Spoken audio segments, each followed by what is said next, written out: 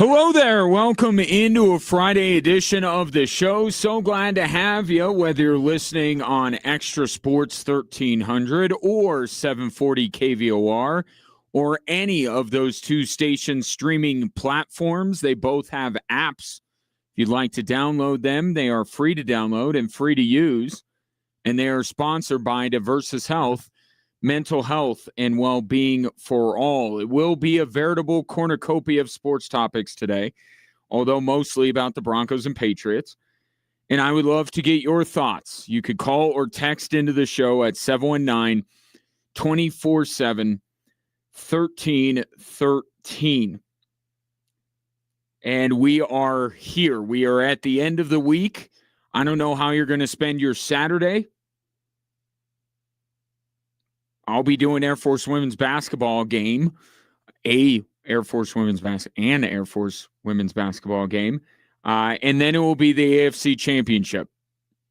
For the first time in 10 years, the Denver Broncos playing in that game against the team they played the last time they were in an AFC Championship, the New England Patriots. And you think you're excited? Sean Payton's more excited than you are. There's nothing like it. It's when your alarm clock goes off and you're eating faster because every minute. That's why I said 3 more questions. There's going to be 1 more after this because there's work to do. But I say that respectfully. But there's nothing like it when it's just ticking, and you're wanting to make sure you looked at every bit of film, that you haven't missed anything, and you're playing another good football team, and then what's at stake. And what's next. And so, it's exciting. Yeah, okay, maybe he doesn't sound as excited as some other people, but that's Sean Payton excited. And you throw in another wrinkle into that, which I think adds excitement as far as Sean Payton is concerned. Nobody wants what happened to Bo Nix to happen. Sean Payton, most of all. But it gives him an opportunity to once again showcase just how good at this he is. And I think it does add to the excitement. It does also add to the work they has to put in order to craft a game plan for a guy that hasn't taken a snap since Russell Wilson was on the roster, or hasn't thrown a pass since Russell Wilson was on the roster. He relishes the challenge of going against the New England Patriots with Jarrett Stidham. And it adds to the excitement level. Now, as far as game planning for Jarrett Stidham instead of Bo Nix, here's Sean Payton on what has to change. It's the same with tight ends or receivers or runners. Like, what are the things that they like? What are the things that they do well? What are the things, and then building it around that, and then understanding, what kind of game do we see this being played? So there are a number of things that go into a game plan, but it would start with his skill set, but then also the opponent. Here's the line that Sean Payton is going to have to walk, especially early in the game, right? When he scripts out the first 10, 15, however many plays. And he talked about it there. It's combining what Jarrett Stidham does well with attacking the Patriots' weaknesses. What Sean Payton has to balance, and the line he has to walk on Sunday, is the line between making a statement about how good he is at game planning and how good of a quarterback coach he is, and doing what's best to beat the New England Patriots. And it's a fine line to walk.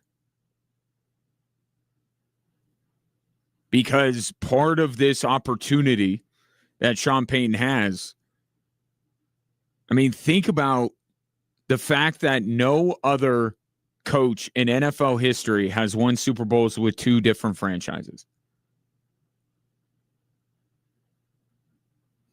let alone the second one being with a backup quarterback. Sean Payton has a chance to do something that no other coach has ever done.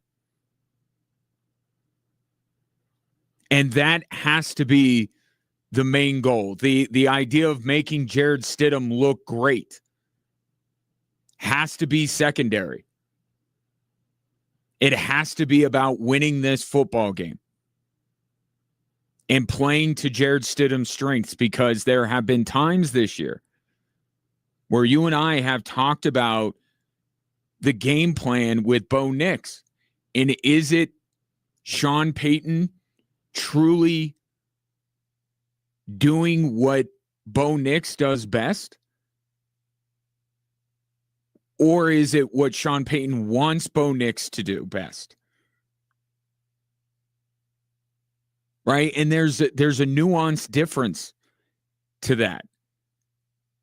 But you saw it play out through the season, because why was it that in the fourth quarter, all of a sudden, Bo Nix would turn into one of the best quarterbacks in the league? And I always contended that it was because the plan in place, or whatever you were planning on, it goes out the window. When you're down in the fourth quarter, it's throw everything out. And what can we do right now on this play to win the football game?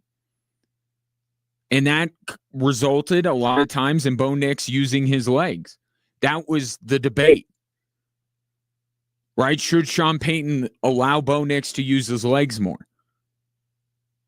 Was he restricting him and trying to make him this pocket passer, which, look, in order to be an elite quarterback in this league, you have to win from the pocket, but we're in year 2 of Bo Nix. Right? Does he have to do all that right this second?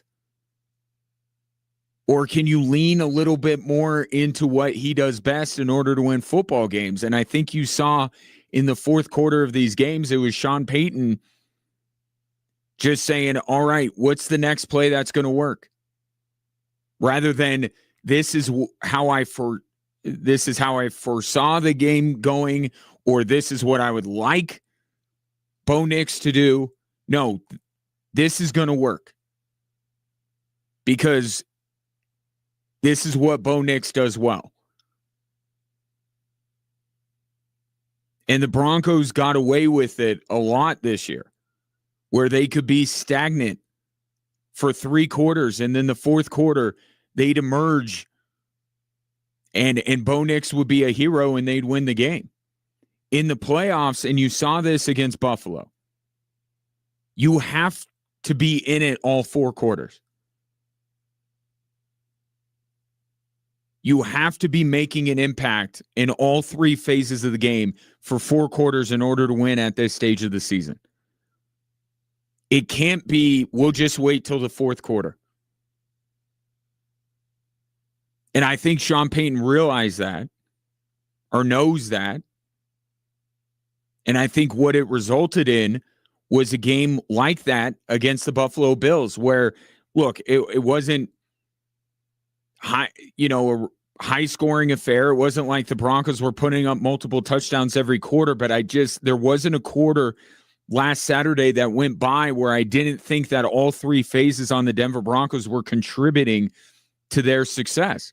And that's not something that I have been able to say about the Broncos consistently for 17 games during the regular season. But now you throw in the Jared Stidham wrinkle and the side conversation that is being had right along with who's going to win this game, Denver, New England. It's what can Sean Payton do with Jared Stidham? And it's tempting. I got to imagine none of this is necessarily a criticism of Sean Payton. It is tempting when you fashion yourself to be one of the best at your job. You kind of want to show that every once in a while. But I think where the Broncos can be led astray is if it becomes too much about showcasing Jarrett Stidham and look what I can do with Jarrett Stidham. There's going to be a little bit of that, and that's allowed. But the game plan, the script to open this game has to be about what is best for the Denver Broncos to beat the New England Patriots. And I don't believe that showcasing Jarrett Stidham is actually the best way to win this game. I think in some ways it is minimizing Jarrett Stidham and what you're asking him to do. It's running the football. We're going to see the injury report. Is J.K. Dobbins going to be back officially and ready to play? Regardless of whether he is or whether he isn't, the run game of the Denver Broncos is going to be crucial to their success. And Jarrett Stidham can't contribute to that like Bo Nix can.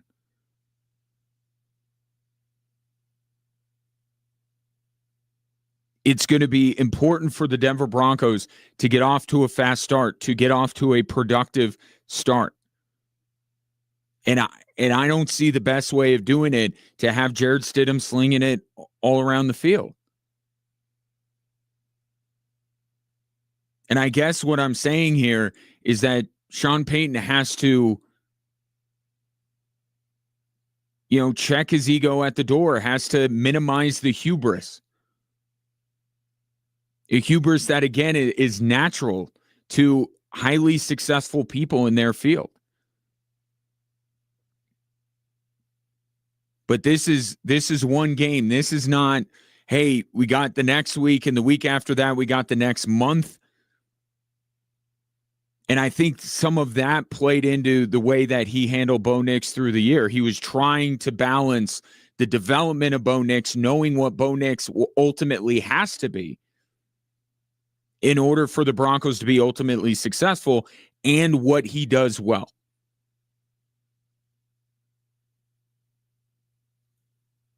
You can't, that balance can't quite be there when there's, that proverbial line of there is no tomorrow. This game plan has to be the best game plan of the year, and you're doing it with a guy that hasn't played a lot of football in 2 years. So I think Sean Payton is excited for this. I think that you can trust Sean Payton more than a lot of head coaches in the NFL to be able to craft a game plan for this situation. But he's going to have to fight the urge as he's scripting out these first plays for Sunday to be like, I want to come out and show that I got two number one quarterbacks, that all that talk this week about Jarrett Stidham could start for a lot of teams. You know how you show that Jarrett Stidham can start for a lot of teams? And I said this with Jarrett Stidham and the opportunity that presents itself for him personally and what this could mean for his career if he is successful. If you win this game, all of that stuff will come along with it. There's a world where you can showcase Jarrett Stidham, and at times on Sunday, he can look like a number one quarterback, and you could still end up losing the game. But if you craft a game plan that really honestly looks at what Jarrett Stidham can and cannot do, and what the Patriots defense can and cannot do, and you attack that, and you win this game, even if Jarrett Stidham's numbers aren't eye-popping, Sean Payton will get his flowers. Deservedly. Jarrett Stidham will get his flowers. Deservedly. Contributing to winning the biggest game of the, of the year. I think it'll be fascinating to see what the first couple of drives offensively for the Denver Broncos are and how much Jared Stidham and his throwing ability is showcased.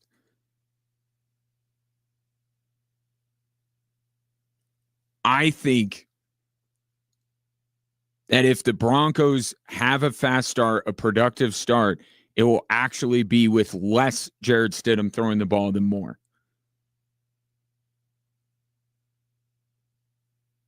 But if you get out to that fast start and that productive start and you put the Patriots under some pressure and they start saying to themselves, oh, we thought we were going to come in and beat a backup quarterback and all of a sudden we're down now, and put stress especially on Drake May in the biggest game of his career.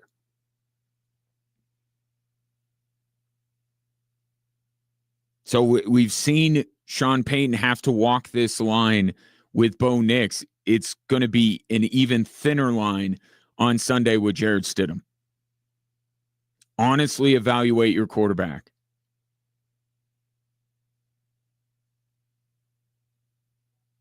And the strengths and weaknesses of the Patriots defense and craft a game plan based on that. Not trying to prove yourself right in the way you were talking about Jared Stidham during the week. 719-247-1313. Take your thoughts on Sunday. Ask the question yesterday, who you got. That is certainly on the table. You could still answer that question at 719-247-1313. Much more on the Broncos and Patriots coming up, but in the more immediate future,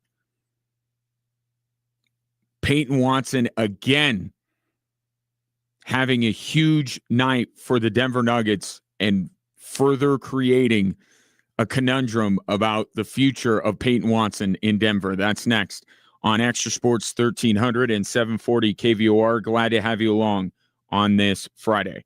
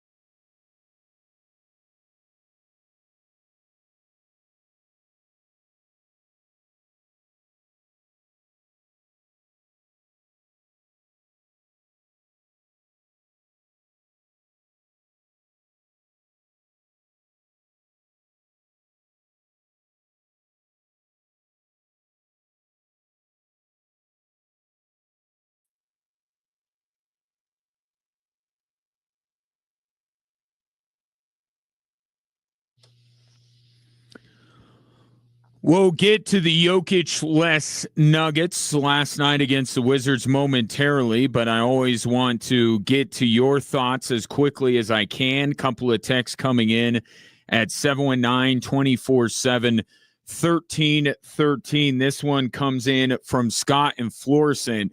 Says, I tried to look up what Peyton's record is when Breeze was injured with the Saints. Wasn't easy. Was curious how he does with the backup QB. Have a nice weekend. Well, Scott, I can help you out because the good news for Sean Payton in his tenure in New Orleans, he wasn't without Drew Brees a lot. Now, I can give you two examples, and I may have missed a game, a one-off game here or there, but there are two times that really stick out. 2019, Drew Brees is down for a spell, and Sean Payton talked about this the other day. Drew Brees hurts, I think it was his thumb. For 5 games, he starts former Denver Bronco, Teddy Bridgewater. The New Orleans Saints go 5-0.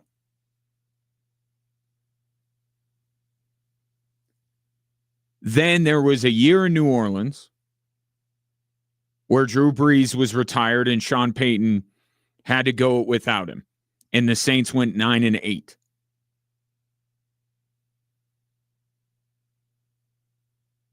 And then if you take it one step further, not talking about Drew Brees, but with Jared Stidham,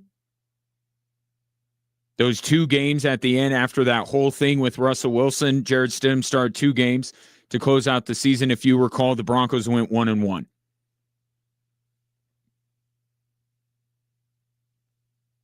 So what is that? Without his starting quarterback, obviously, because Russell Wilson was his starter. You have a 5-0 stretch with Teddy Bridgewater. You have a 9-8 season without Drew Brees. So that's 14-8.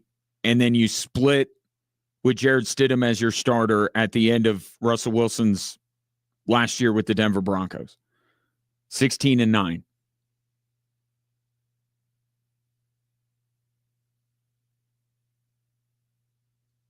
So what everyone is saying this week is true. Sean Payton has shown that he can win games.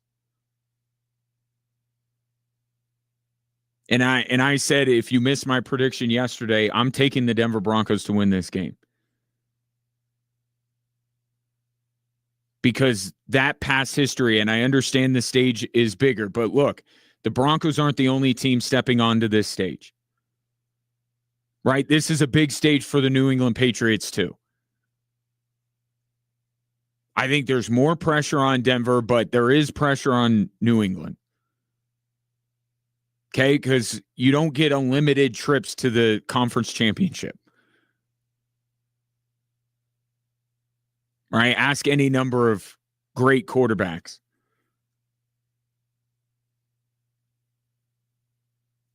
So it's not the Denver Broncos on an island that have to deal with how big this stage is and the pressure and everything else. The Patriots have to deal with it too, and it's a question of how they deal with it. But I think for one game at home against a team led by a supremely talented but young quarterback, I think that the Broncos can get it done.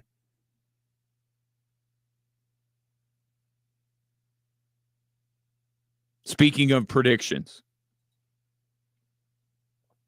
this from the 719. I got the Broncos this weekend 20-17 on the last-minute field goal. Then, unfortunately, they get crushed in the Super Bowl. But just as we have seen with Bo Nix, in order to be competitive, we can't keep him in a box. So Payne is going to have to allow Stiddy to make take some chances. Screenplay after screenplay out wide isn't going to win against the Patriots. Just my 2 cents. And the second part of your text goes to kind of what I was talking about in the first segment. And you bring out kind of the other side of it. Because I'm talking about Sean Payton reining in perhaps his desire to unleash Jared Stidham, whatever that looks like. But there's another side to that too that you point out, which is not allowing him to make some plays. Jared Stidham's going to have to make a play or two in this game. It's just inevitable. But all of that together, Sean Payton has at times seemed to have a little bit of a struggle walking that line. I want Bo Nix to be what I want, but I also want to win the game. And I think he does want to highlight Bo Nix's strengths, and he'll want to highlight Jared Stidham's strengths. And it's the National Football League, and quarterbacks got to make plays. All of that stuff that Sean Payton is trying to balance. But I think given the rhetoric this week, and given his statement of watch out, moments after everyone found out the news about Bo Nix's ankle, makes me believe that perhaps the biggest struggle that Sean Payton's going to have is keeping Jared Stidham actually under wraps, keeping him reined in for a little bit, just a little bit. You know, the game opens up, you get a short field, you know, a quick change. That's where you want to take your shots. Right? Broncos intercept Drake May, have the ball on the 30, go over the top on the first play.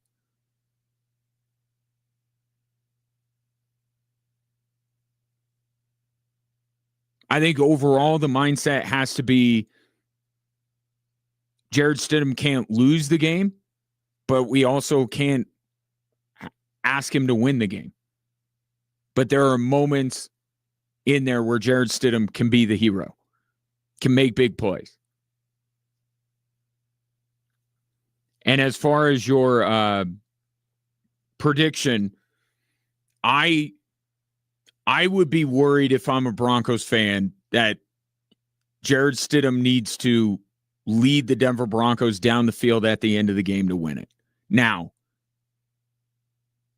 the situation that you present is a little bit different than that worst case scenario because you're talking essentially a tie game. And I think there's less pressure on Jared Stidham in that moment because you have the ball late in a game and you have overtime. Not that that's the ideal scenario, but you have overtime in your back pocket. The situation that I came up with this week, which is the worst case scenario, is Patriots up by 4 with a couple minutes left.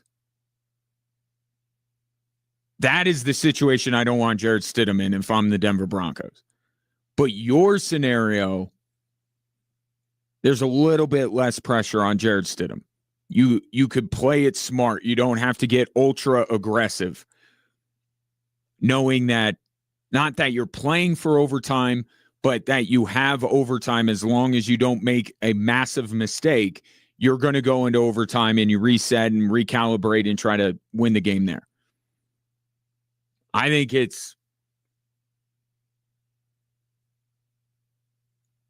I can't see into the future any better than you can. I think that's a pretty good prediction. And that's kind of where my mind is, especially in terms of the score.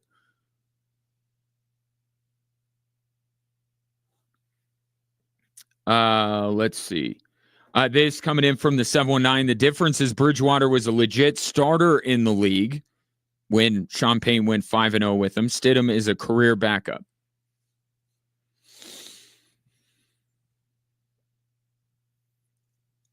And there is a nuance difference. You're right. Teddy Bridgewater was drafted and was the starter of the Minnesota Vikings. But he was not viewed as a starter when he was in New Orleans, and he was not the starter. So some of the same similarities in terms of how much, practice time Teddy Bridgewater gets in his role with the team, that's the same. It's still a backup quarterback, your backup quarterback. But you're right. Teddy Bridgewater has more of a, lineage than Jared Stidham does. You're right. We're talking about one game. I mean, it's two, but one, right? Because you don't get another one unless you make the most of this one. One game. Okay, he goes 5 games with Teddy Bridgewater, and I really think that's the difference here. And a more recent example, not with Sean Payton, but with another team. Like, look at what Kyle Shanahan did with Mac Jones. Look at what, Joe Flacco has been able to do. In this second act of Joe Flacco's career where he's this journeyman backup. I think with backup QBs, you're really pushing your luck if you're asking them to win what Teddy Bridgewater did, right? 3, 4, 5 games. Because then the cracks start to show. The fact that this guy is your backup starts to become more apparent. Mac Jones, there was a distinct difference between, when Brock Purdy came back, it was like, whoa. If you were a 49ers fan, or if you were watching the 49ers, like Mac Jones did great. And Mac Jones might get a gig somewhere else in the league because of it. But you saw the difference when Brock Purdy came back, and you're like, oh, yeah, Mac Jones is the backup. So I think you're pushing it if you're talking about a month. If Bo Nix breaks his ankle with 2 weeks left in the season, and now it's Jared Stidham to not only get the Broncos a division title and home field, but now winning throughout the playoffs. Now you're pushing it. But if we just look at the AFC Championship, it's one game with all of the other factors mixed in.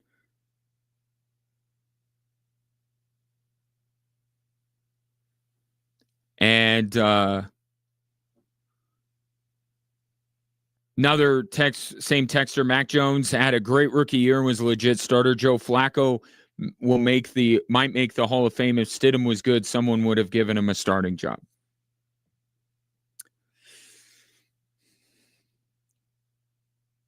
I think there's a middle ground here. I think you're really talking in absolutes, black and white. Right? Be honest. Could Jared Stidham have been the starter for the Cleveland Browns this year? Be honest. Of course he could have. Could he have been the starting quarterback of the Raiders? Of course he could have. So to say that just because he's not a starter in the league means nobody wants him to be a starter in the league, that's nonsense. Because look at his time. So he is signed, and I don't know all the ins and outs. I don't know the private conversations. But I can imagine that Sean Payton took the Broncos job not being over the moon about Russell Wilson. Okay, he's watched Russell Wilson over the years. He watched Russell Wilson at the end of his time in Seattle and that first year with Nathaniel Hackett. And yes, he said what he said about Hackett and how poorly he was coached. But with what you know about Sean Payton and taking sacks, how could he be looking at Russell Wilson and saying, this is my ideal quarterback? This is a guy I dreamt of coaching. There's no way that was the case. I got to imagine, and he brought in Jared Stidham day one. Could there have been conversations about the chances of Jared Stidham actually getting to start games with the Denver Broncos, even with Russell Wilson in place?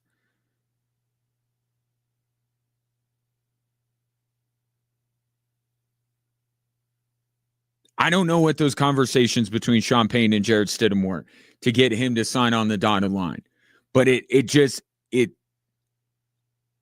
then Jared Stidham was given a somewhat legitimate opportunity to beat out Bo Nix. when Jared Stidham re-upped with this team? Could he at that point have gone and chased a starting job somewhere? Well, he very well could have had one in Denver. So I think, could Jared Stidham start for half the teams in the league? Maybe not. Could he be a starter in this league? I believe he can be. And if he does well on Sunday, I would think he's going to get that opportunity. But there's a middle ground here between, or two things can be true. Jared Stidham could start for other teams, but yet he's the backup on the Denver Broncos. And you see it with Sam Ehlinger. Like, Sam Ehlinger had multiple opportunities to go to Indianapolis and probably be the starter, given everything they were going through. He didn't want to.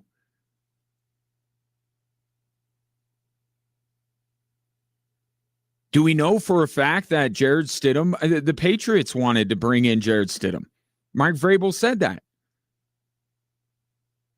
And he could have been starting before Drake May eventually took over. So it's not all the teams. It's maybe not even half the teams. But you telling me Jared Stidham can't start for 5 or 6 teams in the league? Come on, of course he can.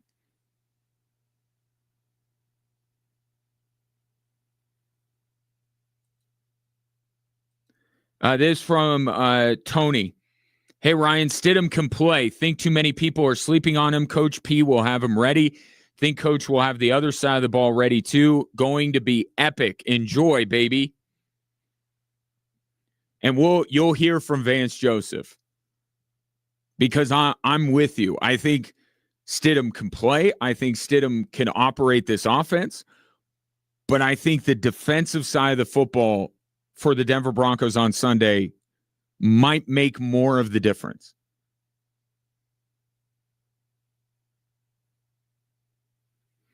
Let's see.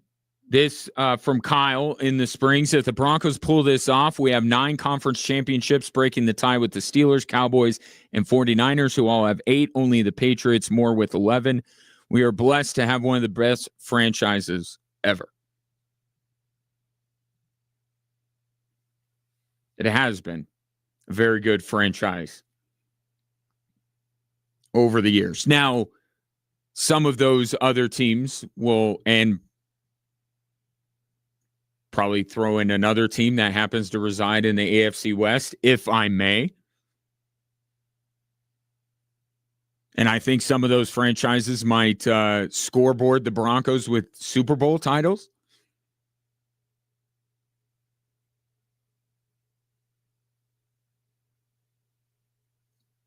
But absolutely, the Broncos have been one of the better franchises in the NFL. And what's remarkable about this story, if we take a step back, is where the Broncos came back from. Right? Because they didn't look like the franchise that Kyle is blessed to be rooting for a long time. So it's remarkable that they are here from where they were and how quickly they got here from where they were.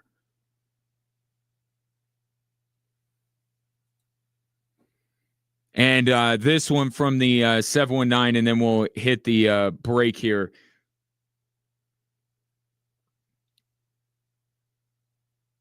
Sure, those teams still would have been terrible.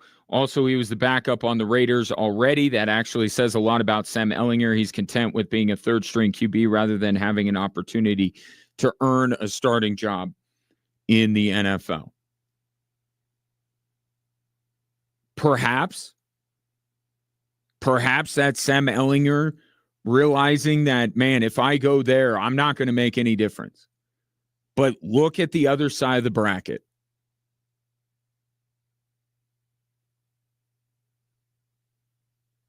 Look at the Seattle Seahawks and who their quarterback is.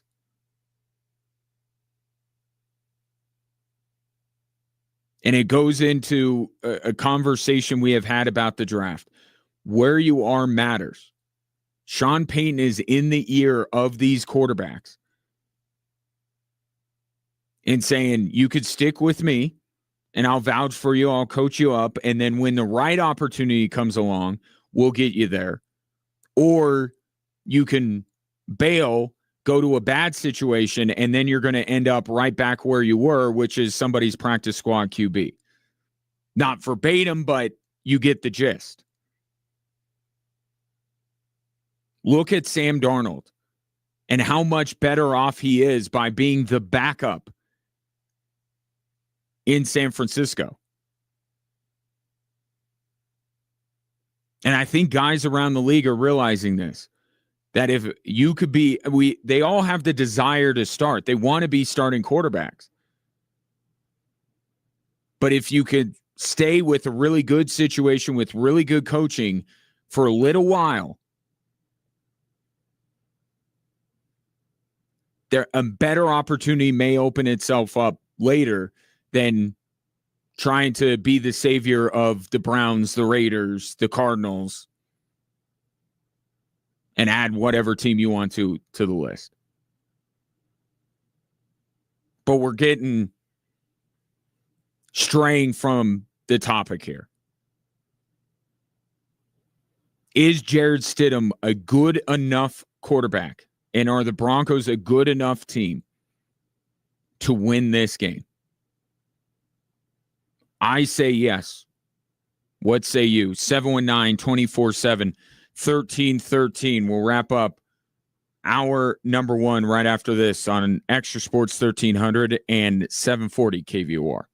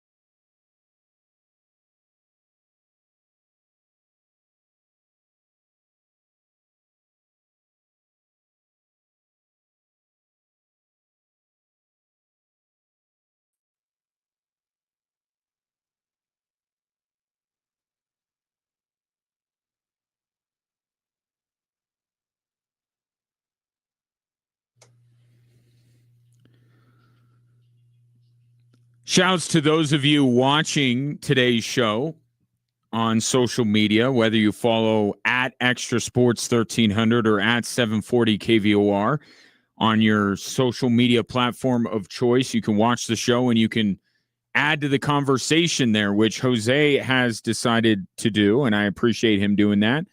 And then I can show his comment on the stream like so. Says, I honestly believe it's going to come down to Sean Payton's play calling.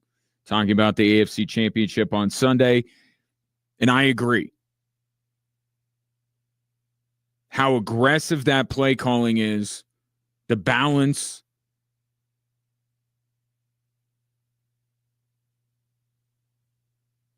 I think it will go a long way to deciding this game, and that play calling might be a bit altered. The Broncos injury report just came out. J.K. Dobbins ruled out for Sunday.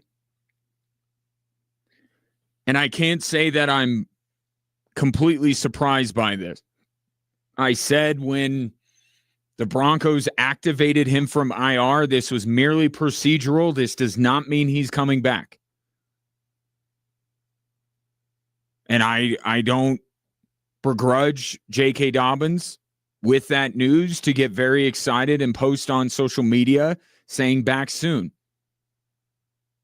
I also would point out that soon doesn't have to mean now.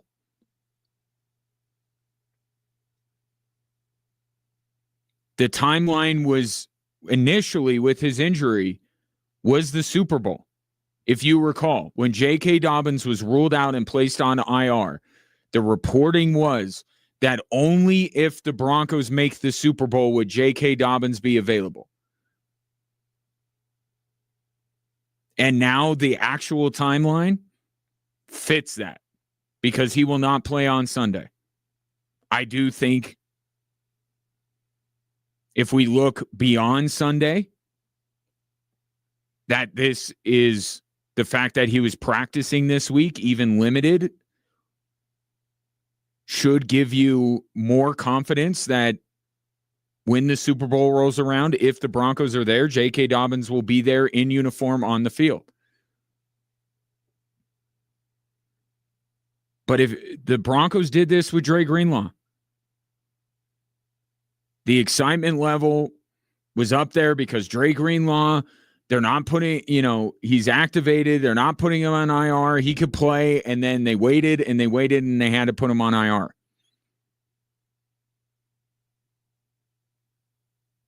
So now J.K. Dobbins not available for the Denver Broncos on Sunday. Does that change your mind? 719-247-1313.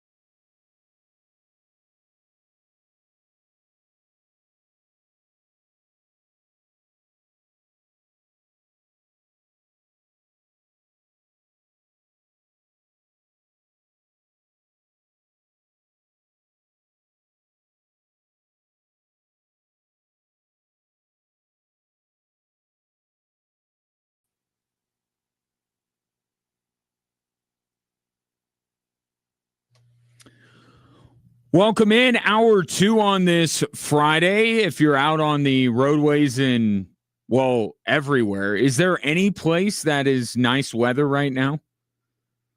But here in our neck of the woods, it's not great. So if you're out on the roads, make sure that you're safe. Take your time. But I do very much appreciate you listening to this show on your drive. Sunday, the AFC Championship, Broncos and Patriots. You can hear it right here on both Extra Sports 1300 and 740 KVOR. The breaking news of the afternoon is that the Denver Broncos will be without J.K. Dobbins. He has been officially ruled out for Sunday. He was activated off of IR this week. There was a lot of optimism. Sean Payton did not fuel the optimism because he doesn't talk about injuries. And now here we are on Friday, no J.K. Dobbins. So what do the Broncos lose by not getting him back? You would think a more reliable running back, because that's what J.K. Dobbins has proven himself to be over the course of the season. And I like what I've seen from R.J. Harvey. But J.K. Dobbins was the Broncos' leading rusher.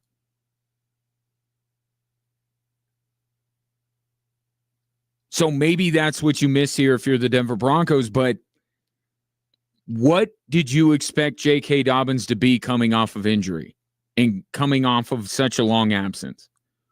I don't know that what the Denver Broncos would have been getting is J.K. Dobbins at the height of his powers. I'm not so sure that Sunday there would be more on R.J. Harvey even with J.K. Dobbins.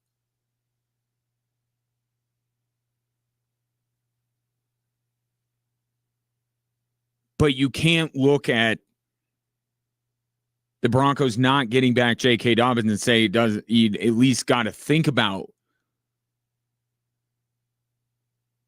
what impact that has. Because I think there were a lot of Broncos fans that were planning on J.K. Dobbins being back. And we've discussed a lot this week about how important it is to run the football. And it would be that way even if Bo Nix was the quarterback, and now it's Jarrett Stidham.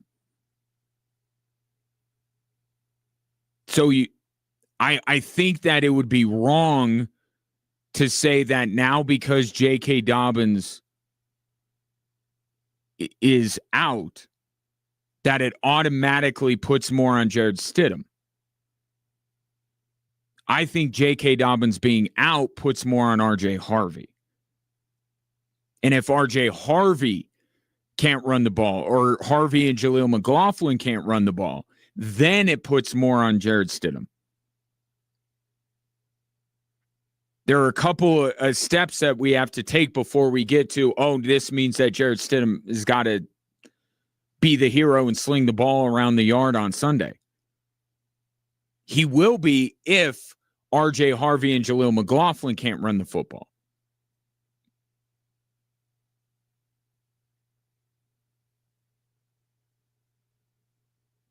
But I still think that R.J. Harvey would have been the featured back, if you will, just because of how long J.K. Dobbins has been out.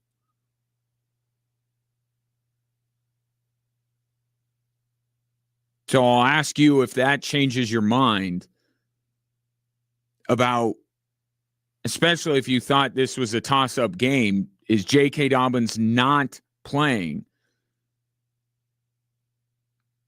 make you go the other way if you were picking the Denver Broncos? If you're picking the Patriots, then I would say you just have more of a reason. 719-247-1313. However, the Patriots are not without their own injury concerns, as their leading sack getter, Harold Landry, is not expected to play on Sunday.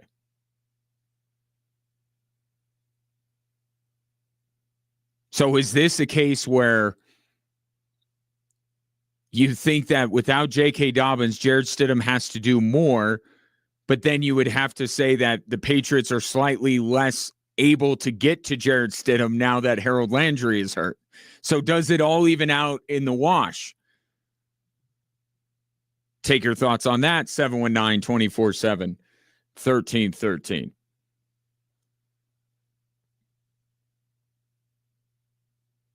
I'll say for me, with the Landry news and the J.K. Dobbins news, it doesn't change where I am. Because I said at the beginning of the week, I would not plan on J.K. Dobbins being back. And I operated under that assumption throughout the week when I was thinking about who I would be picking and ultimately ending up picking the Denver Broncos. J.K. Dobbins, in my mind, was not a part of my equation. But adding him perhaps would have further fortified my choice. But I think R.J. Harvey has shown since J.K. Dobbins went out that he can make plays. I mean, just look at it was a pass play, but let's call it for what it is. It was essentially a run play where he broke a couple of tackles. R.J. Harvey being tough to bring down. I think you saw it. And the numbers from the Bills game don't jump out to you.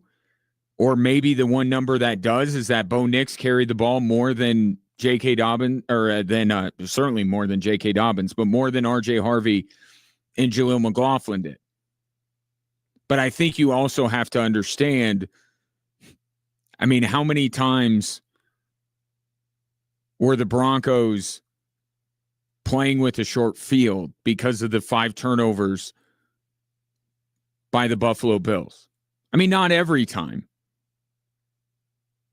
I think if you watch that game,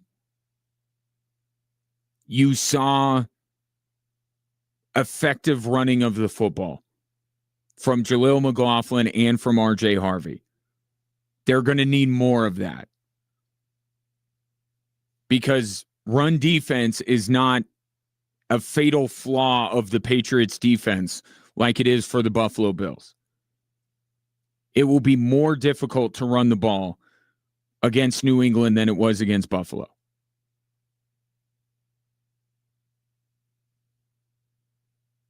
But I still think that the Broncos have to run the football. They have to establish it, and I think that they'll have a chance. I think they will be able to run the ball effectively enough. If there's any part of the run game that I'd be worried about if I'm a Broncos fan, it's how the Broncos defend the rushing attack of New England. I think that's the bigger storyline going into Sunday, how the Broncos deal with Travion Henderson and Ramondre Stevenson, in addition to Drake May when he uses his legs.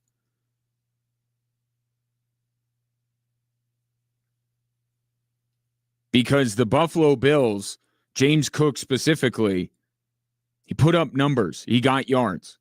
And if not for the turnovers, it would have been a very different game perhaps on Saturday.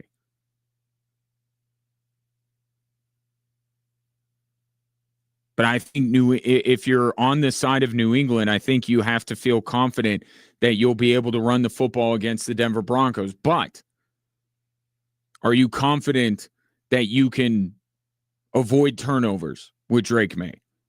Sean Payton talked about how important it is for the Denver Broncos to have created more turnovers over the last few weeks and continue to do so on Sunday.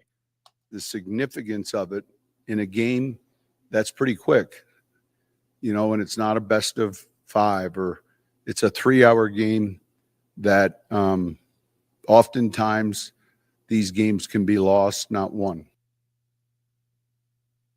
And it goes back to the conversation surrounding Jared Stidham. The need for the Denver Broncos to allow Jared Stidham to not lose them the game.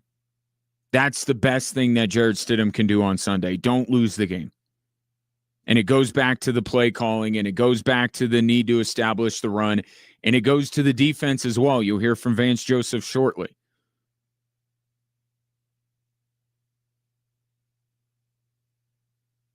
But for the New England Patriots, I think they do need Drake May to win them the game. And he's done it this season. It's not like, Drake May is going to be doing something that he hasn't been doing already for New England. And that's where I think Sean Payton and Vance Joseph feel like they can turn the game in their favor. I think the Broncos feel like they don't need Jared Stidham to win them the game, but they feel like New England is going to ask Drake May to do that.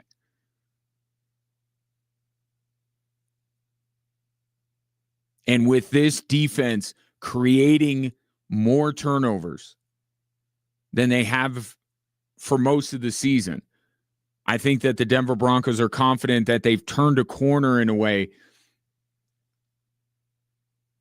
when it comes to forcing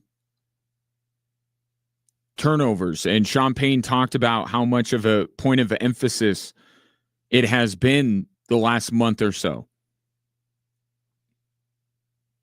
I think the Broncos are banking on New England and Drake May having to throw the ball, having to put the ball maybe in harm's way in order to win the football game, and their confidence level in their defense being able to get to that ball is higher than it has been for most of the season.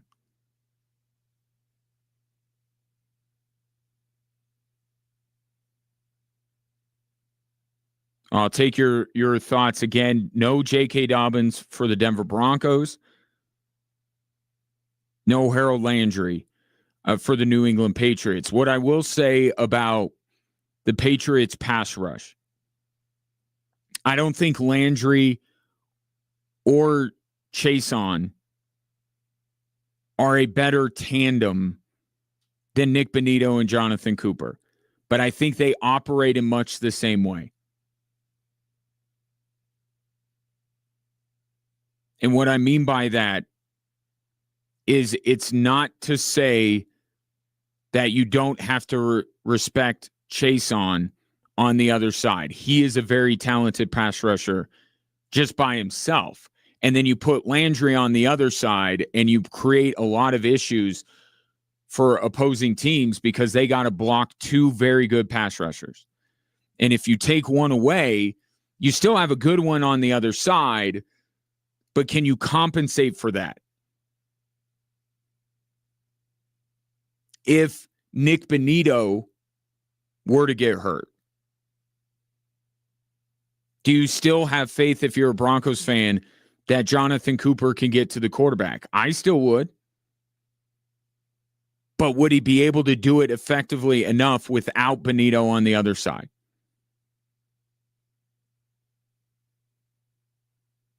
And I think that's kind of what the Patriots are dealing with.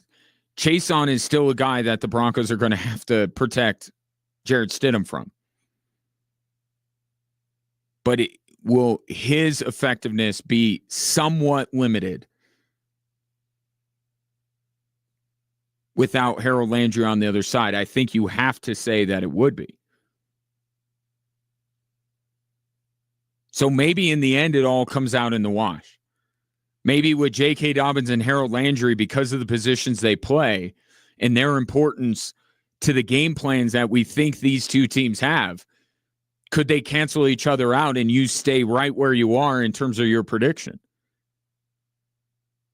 Maybe the Broncos running game is not going to be as good as you expected it to with J.K. Dobbins, but is the pass rush of New England going to be as good as you think it will be without Harold Landry?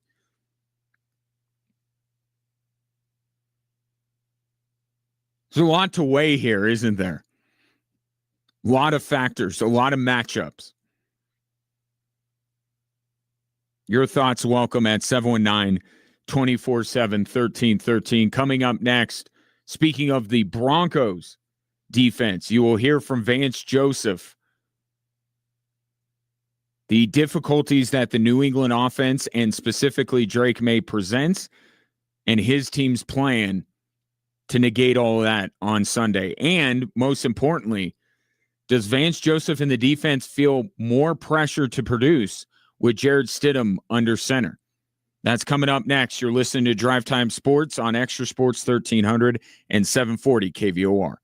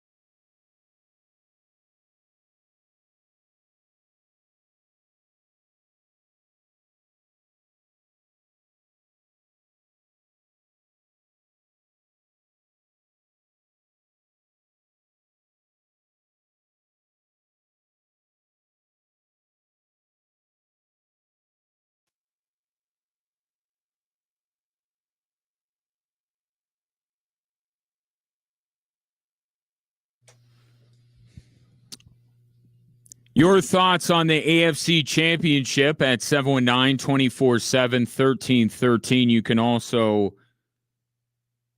bring them via the live stream. In fact, that is what Eric is doing. And let me put up his comments right now. It says, you're confident in the Broncos run game. Nix was the leading rusher against the Bills with 29 yards, and the Patriots have a way better defense than the Bills. Are you Broncos fans crazy? Well, I'm a Chiefs fan. So you're not talking to me when you say that.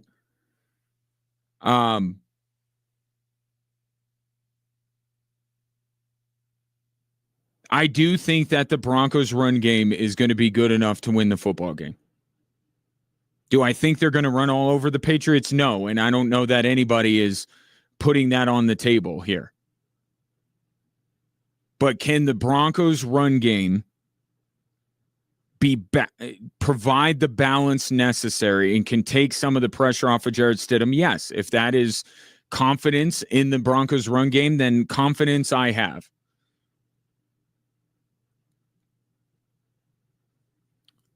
Eric continues, the Broncos are banking on getting lucky once again. I think they are banking on what Sean Payton said. I played this audio. I'll play it again about the importance of creating turnovers. The significance of it in a game that's pretty quick, and it's not a best of 5 or it's a 3-hour game that oftentimes these games can be lost, not won. You say it's them getting lucky. I think the more accurate is that the Broncos feel like they can force the Patriots into losing the game. And it's the entire premise of Sean Payton with the Denver Broncos. Why should this game be any different? The entire premise of the Denver Broncos, and you want to call it lucky, and there's a little of that in there. Absolutely. For the Buffalo Bills to turn it over 5 times, you can't give the Broncos credit for each and every one of those. For Josh Allen to have his worst playoff game ever, I don't know if by definition it's luck, but I don't have a better word for it. Sure. But I think it's Sean Payton's philosophy and a foundational aspect of this Broncos team is that they will apply enough pressure on the opposing team where they end up making the mistakes or the big mistake that costs them the football game. And it's kind of why a lot of these Broncos games feel like the opponent lost it and not the Broncos winning it. But there's a method to that. There's almost a science behind it. And thanks, Eric, keep on. Love getting your comments on Facebook, so keep it up.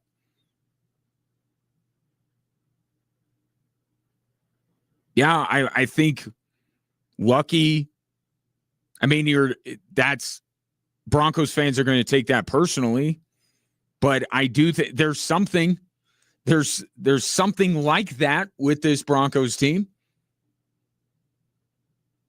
But doesn't luck factor in a lot. But behind it, and it's the Billy Zane from Titanic, a real man makes his own luck. The Broncos in many ways have made their luck, that they've been the more disciplined team in the fourth quarter of these games. They were the more disciplined team by far against the Buffalo Bills. That they're the better coach team, the more buttoned up operation. That's what they bank on week in and week out. And so many of their games this year have been decided by that very fact. And when you're going up against a quarterback who is as inexperienced as Drake May is at this stage, which is to say he's never been to this stage, and he's never played in an environment like the one he's going to be in on Sunday. And this is why I said I go back to like 2 weeks left in the regular season where it was starting to crystallize that it was New England and Denver that would decide home field. And I said at that time that the difference in a matchup between these two teams might very well be the venue in which it is played. That if the game were in New England, of course, this is before Jared Stidham, this is talking Bo Nix and Drake May, that if Bo Nix had to go into New England, that may ultimately decide the football game. And I felt the same way then about Drake May coming into Denver. This is the margin between these two teams it's non-existent. They finished with the same record.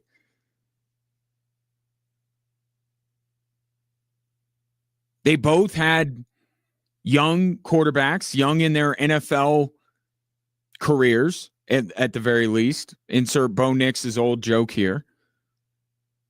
They both have been accused of being a bit of a schedule merchant and getting to where they are on the strength of a very weak schedule. There are a lot of similarities with these two teams. And oh, by the way, they're both incredibly well coached. They are both very good defensive football teams. And the place that they play are among the toughest places to play in the National Football League.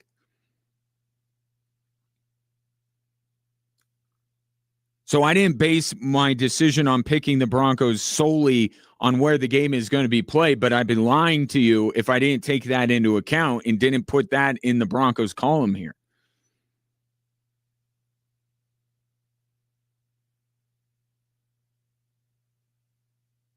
But it brings up the question, which quarterback do you think is more apt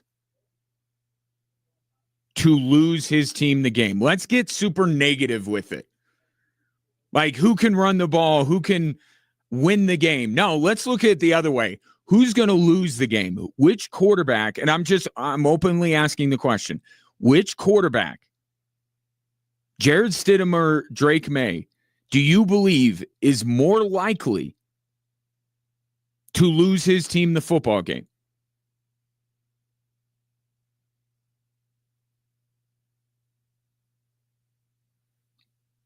Look at what happened last week in Foxborough with Drake May.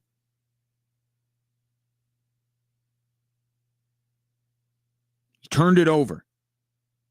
I had Chris Price of the Boston Globe on the show yesterday talking about the biggest worry about the New England Patriots is Drake May's inability to keep the ball secure. And he turned it over multiple times against the Houston Texans defense, which is very similar to the Broncos defense.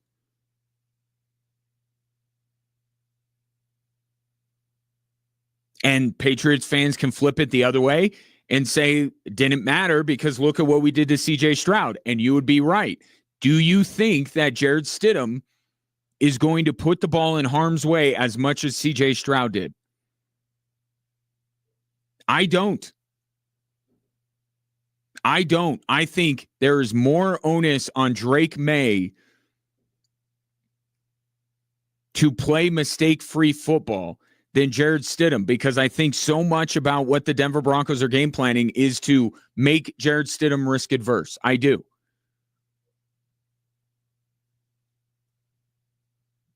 I think Drake May is the quarterback in this matchup that is more likely to put the ball in harm's way. And with a Broncos defense that all of a sudden has become ball hawking,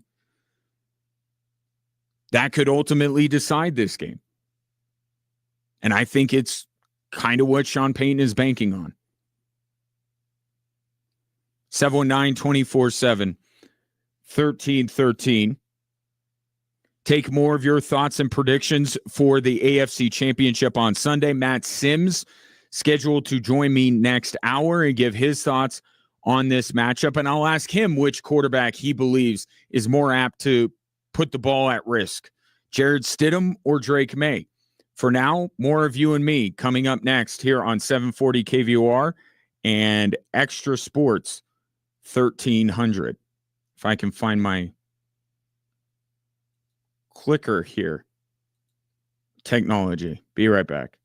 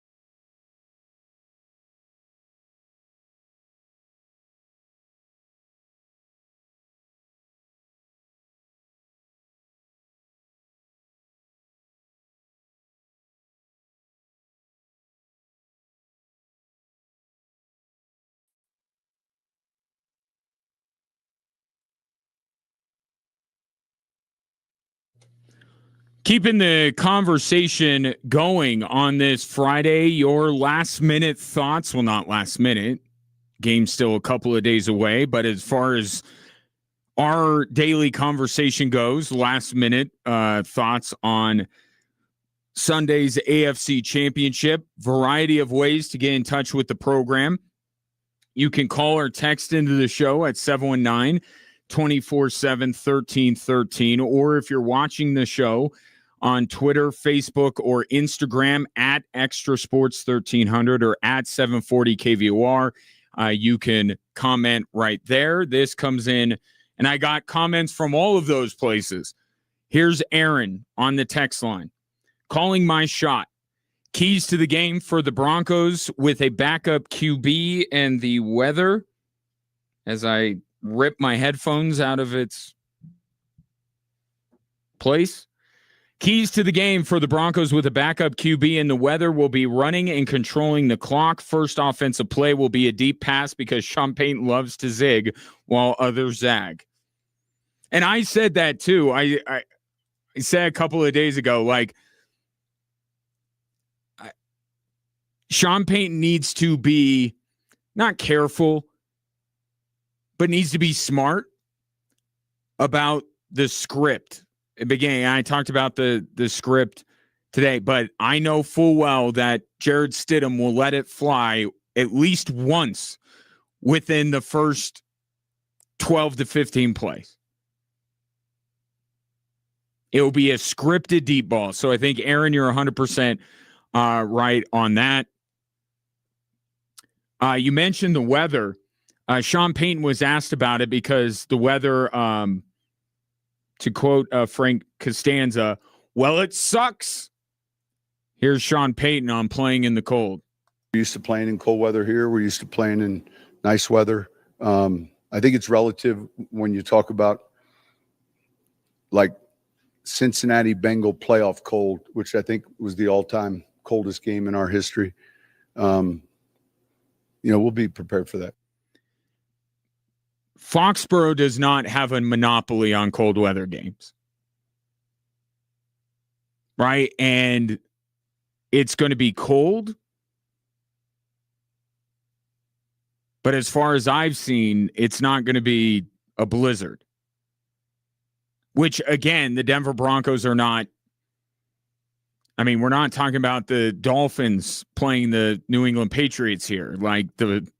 And even the Dolphins, when they go to Buffalo or Foxborough, the idea that the Denver Broncos don't know how to play in this weather, I think that's out the window. I'm not saying that's what you're saying, Aaron, but just in case anybody was saying, oh, cold weather, that favors the Patriots. I will say this. Even if it does, I would counter cold weather with altitude.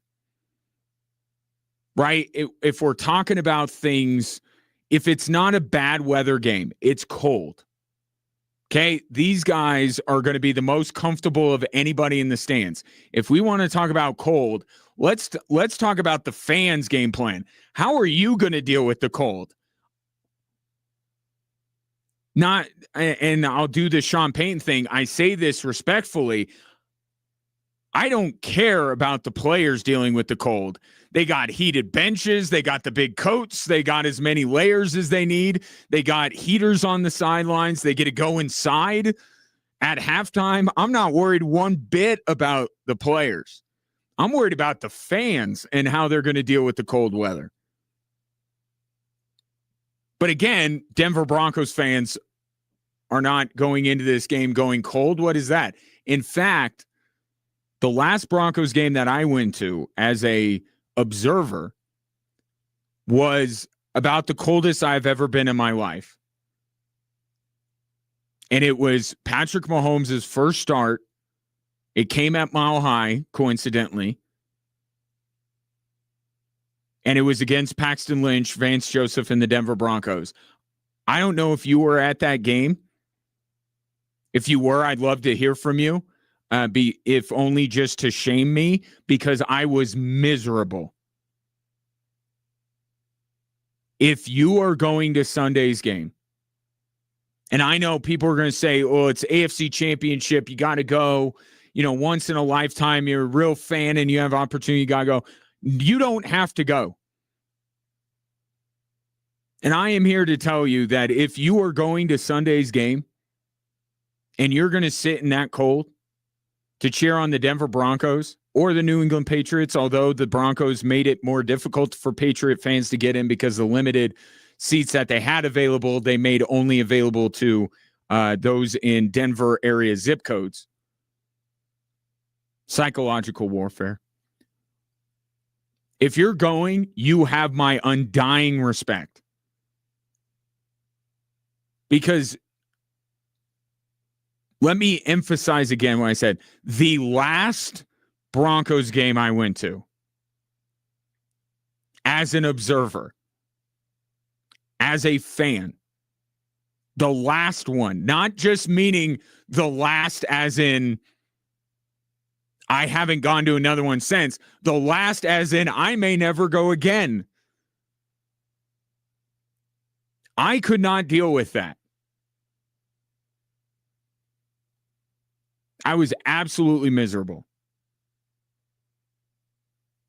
And so was my father, but he wasn't miserable because of the cold. He's much tougher. He was much tougher than I was. He was miserable because he was sitting next to a Chiefs fan the entire game. And he was miserable because he had to spend my whole life with the Chiefs fan in the house. That's what made him miserable, not the cold at a game at Mile High.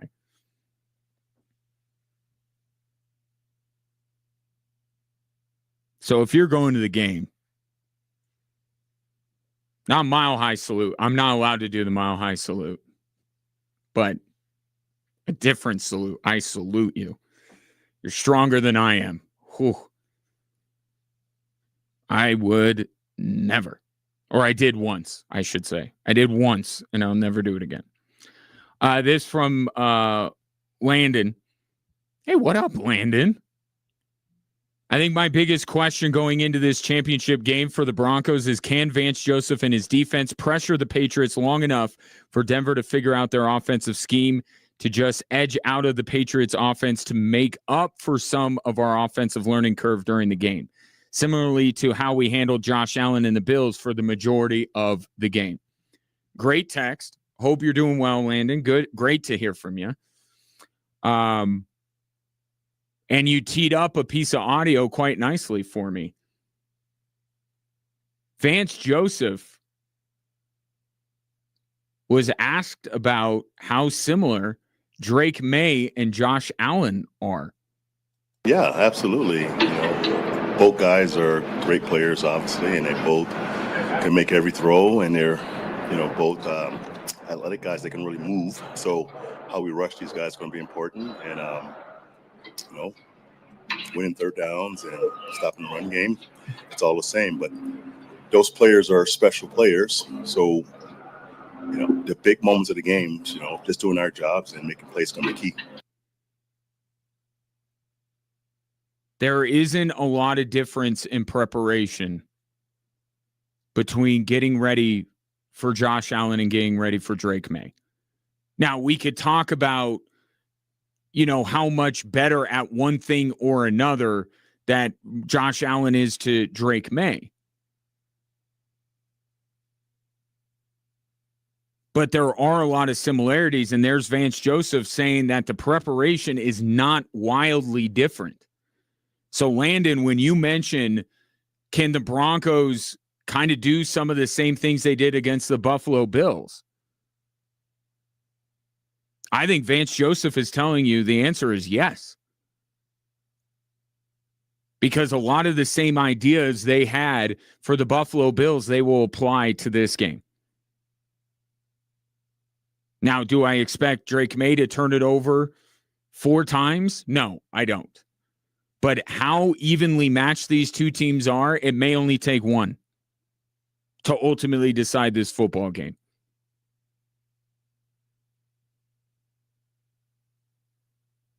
It really took 5 turnovers for the Denver Broncos to beat the Buffalo Bills. I don't think it will take that many to beat the New England Patriots. Now, they got to be on the plus side, right? It can't be, well, we turned over the Patriots twice and we turned it over twice. Broncos got to win the turnover margin. Key. Number one, courtesy of Ryan Kaufman. The Broncos must win the turnover margin. If they are negative in this game, they will lose. But I go back to what I said in the last segment. The quarterback that I believe is going to put the ball in harm's way more on Sunday is Drake May. But I also believe that Drake May could put the ball into harm's way and make plays. But he is going to be the one to put the ball in harm's way more than Jarrett Stidham. If there is a worry about Jarrett Stidham negatively impacting the Broncos offense, it is his propensity to take sacks. When he played those 2 games in relief of Russell Wilson, he was sacked 8 times.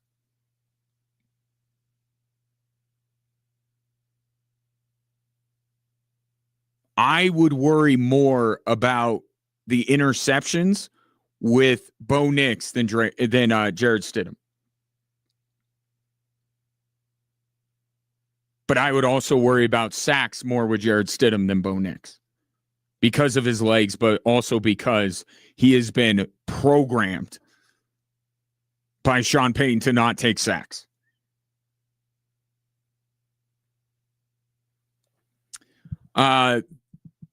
Sean Martinez, co-host of Colorado Springs Morning News on 740 KVOR, offers up his prediction for Sunday. Denver 27, New England 24. Stidham throws for 215 yards and runs for 45.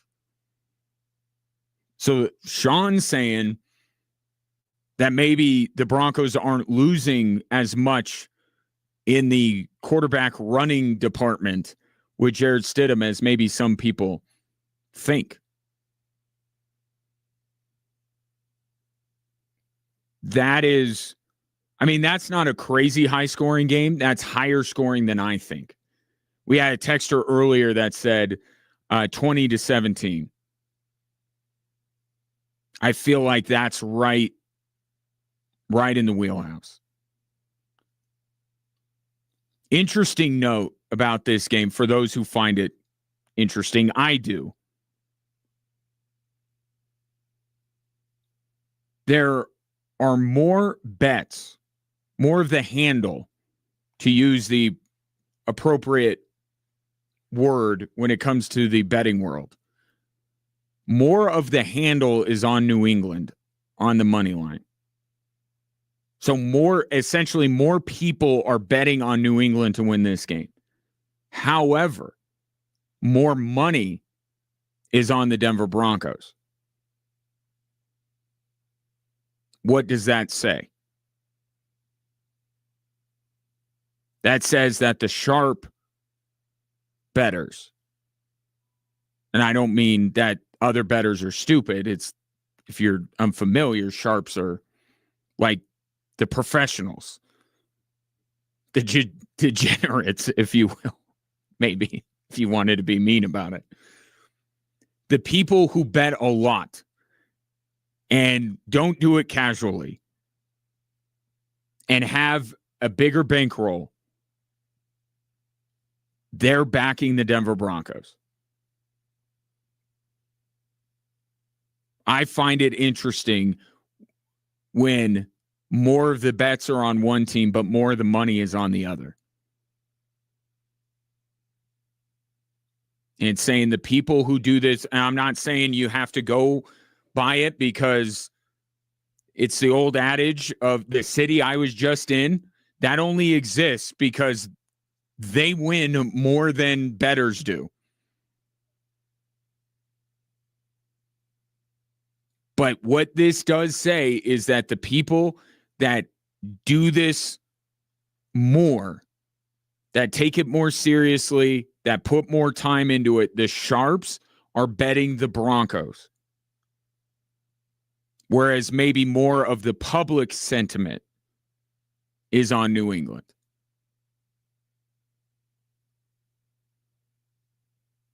Just something to think about. Doesn't change my mind. It just interesting to note more than anything else.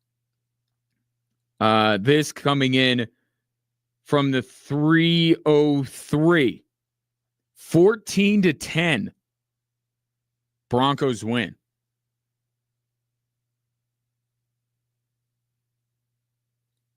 I'll say this to that texter's point. Higher scoring game, I think, favors New England. I think it has to. I don't think that is a shocking statement whatsoever. A higher scoring game, the higher the score goes, the more it favors New England. The lower the score goes, I think it does favor the Denver Broncos. Because that means they don't need Jared Stidham to be a hero. And that means if it's a lower scoring game, can be tighter. And it does come down to one or two plays. And again, I think Drake May's the quarterback that's more likely to put the ball in harm's way on Sunday. And there's same texter from the 303. We are going to the game, and I agree. I don't like being around fans of the other team, but enjoy high fives with total strangers. Is awesome. We had a Broncos-themed wedding, and it still shows up on YouTube. Share that link. I like to check it out.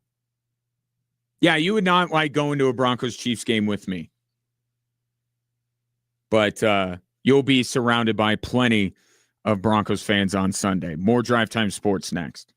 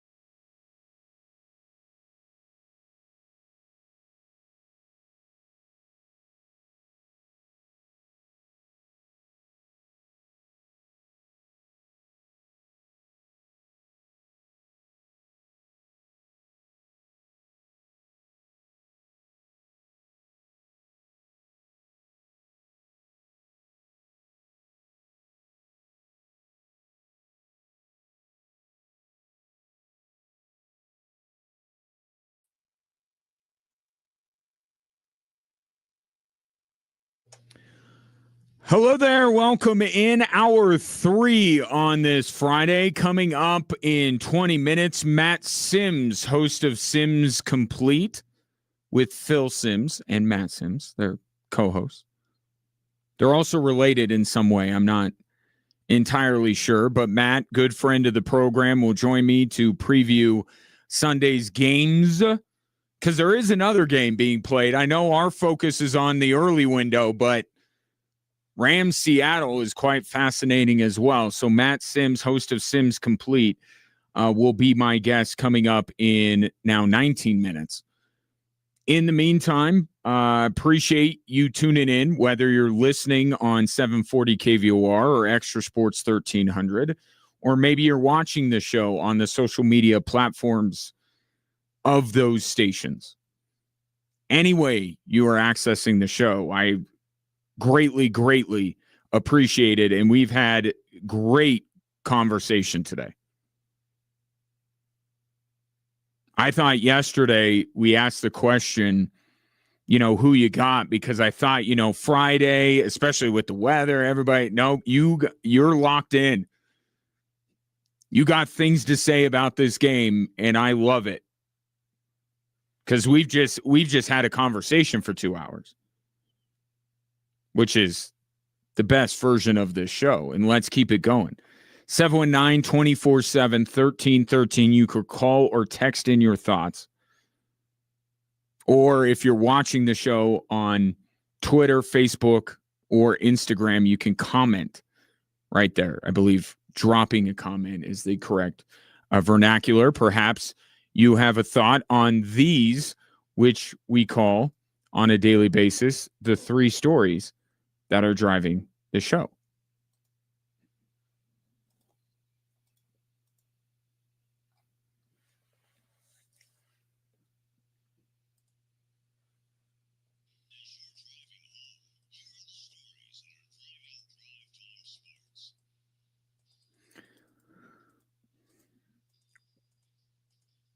All righty. What's driving the show? Let me find my clips here. Here is Sean Payton providing story number 1. I told the team this. I said, I'm not worried about Steady in this game. I'm worried about everyone else, all right, and how we play. And that really is the truth. Sean Payton bringing an old saying back. If you remember when Drew Brees got hurt and Teddy Bridgewater took over for Drew Brees, Sean Payton told the Saints, I'm not worried about Bridgewater. I'm worried about everyone else. Now, I think it's healthy to be a little concerned with the fact that the Broncos are going into this game with their backup quarterback. A healthy amount of concern, I think, is warranted. But the point that Sean Payton is getting at is actually one not necessarily of confidence with Jarrett Stidham. It's him calling on everyone else to step up their game to compensate for Jarrett Stidham in a way. I think that's kind of the hidden meaning behind this. This is Sean Payton's way. Instead of saying everyone else has to step up their game, that's, admitting that you have a lesser quarterback, that you can't win unless everyone else steps up. So Sean Payton puts it this way. I'm not worried about Stiddy. Takes the pressure off. Puts the onus on everyone else who's been playing this whole time that he also has confidence in. He's confident in everybody. But this is a way to take pressure off of Jarrett Stidham and to frame the conversation to say it's not about Jarrett Stidham. That there's far more other factors that will play into who wins this game on Sunday. And it also does speak to Sean Payton saying, hey, it's the offense, it's quarterbacks, I got this. I think it's as much confidence in himself as Stiddy. I think you could replace Stiddy with me.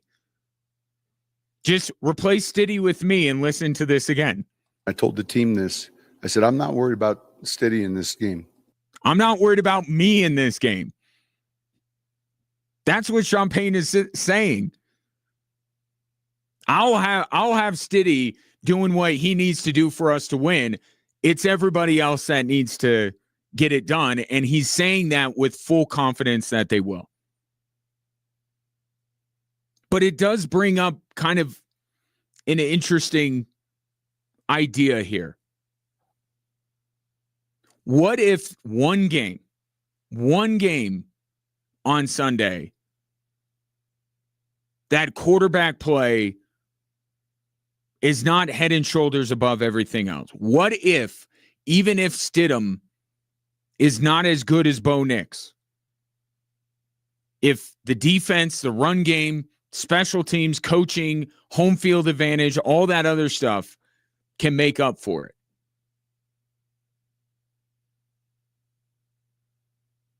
And it goes back to the premise of you don't want to ask Jared Stidham to win you the game, but he has to not lose them the game.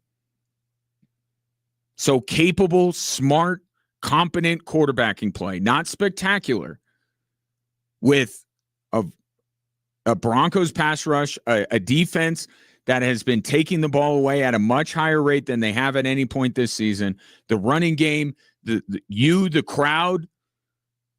Again, Sean Payton reminding you, yell when they're in the huddle, not when they come to the line of scrimmage. Could all of that other stuff, if it all goes the Broncos' way, wouldn't that make up for any discrepancy in talent there is between Jared Stidham and Drake May?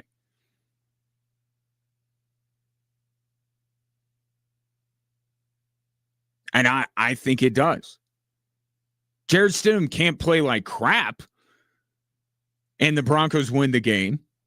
But the way I expect Jared Stidham to play, if the Broncos are right in all these other ways, or have the advantage in all of these other ways, they can win this football game. And I'll reiterate my prediction from yesterday. I think that the Broncos win this game. Super Bowl? Let's not talk about that right now, because I'm getting in with normally I'm on the other side. I'm battling with Broncos fans. I'm with you this week. I think your team is going to win. Don't ask me about what I think will happen in the Super Bowl.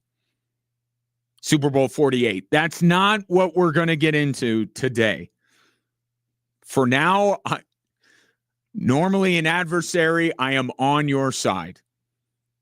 I think that the Broncos, for this game, get the win because of all the other things, plus Jared Stidham not losing them this football game. Now, story number 2 is that the Denver Broncos will not have J.K. Dobbins. The injury report came out today, and J.K. Dobbins is out. I will tell you from a personal standpoint, this does not sway me one way or another, because I warned you on Monday to not get your hopes up. I made my prediction with the idea that if J.K. Dobbins is playing, that's a nice little bonus for me to say, and J.K. Dobbins is playing. The Broncos are going to win because reasons A, B, and C, but also J.K. Dobbins is playing.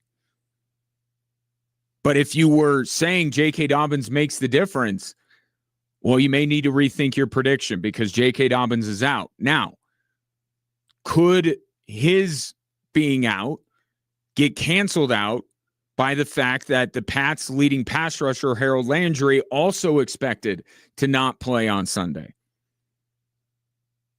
If the premise is J.K. Dobbins would help the Broncos run the ball effectively to keep Jared Stidham from having to drop back more than he needs to, wouldn't it stand to reason that the Patriots being without their best pass rusher would also make it more difficult for the Patriots to get to Jared Stidham?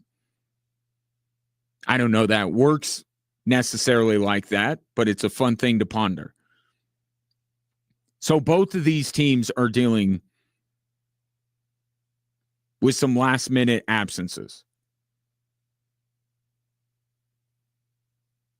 But I'll tell you neither.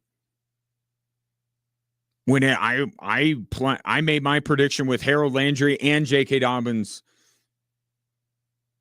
out.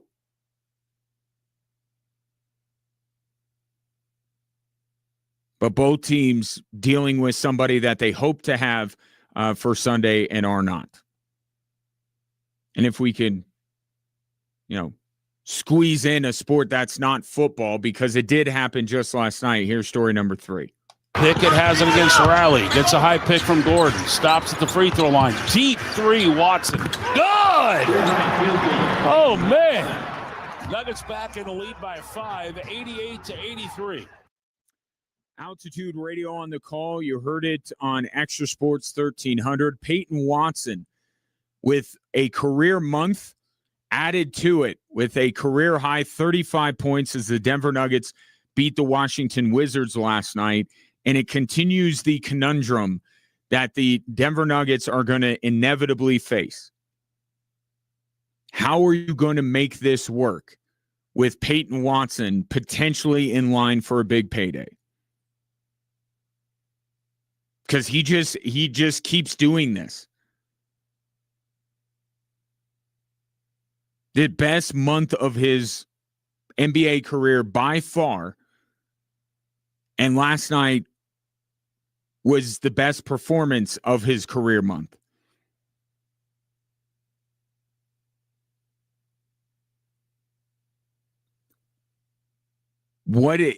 There's two things here with this. One is that the Denver Nuggets, I said it at the time before Peyton Watson did all this, and I will say it again now that Peyton Watson is doing all of this.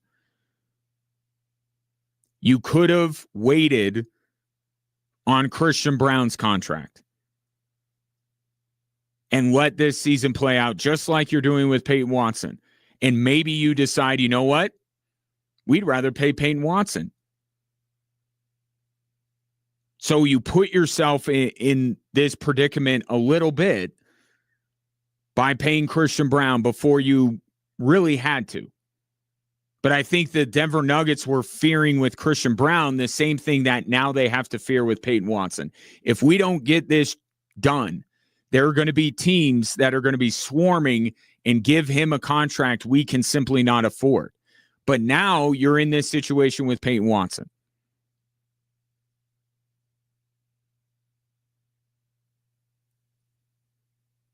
The key to me, because I have said that maybe there's a way that if you prioritize Peyton Watson above everyone else, above Jonas Valanciunas, above Tim Hardaway Jr., and you say this is the guy they got to bring back, there is maybe a way with letting those guys go to where you could afford Peyton Watson. And maybe you buy a year and Cam Johnson is a free agent.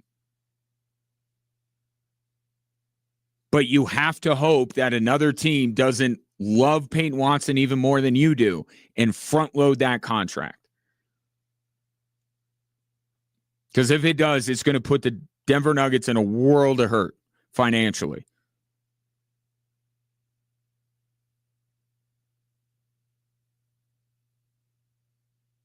But really, it's going to come down to one of these two things, and I don't see a third option.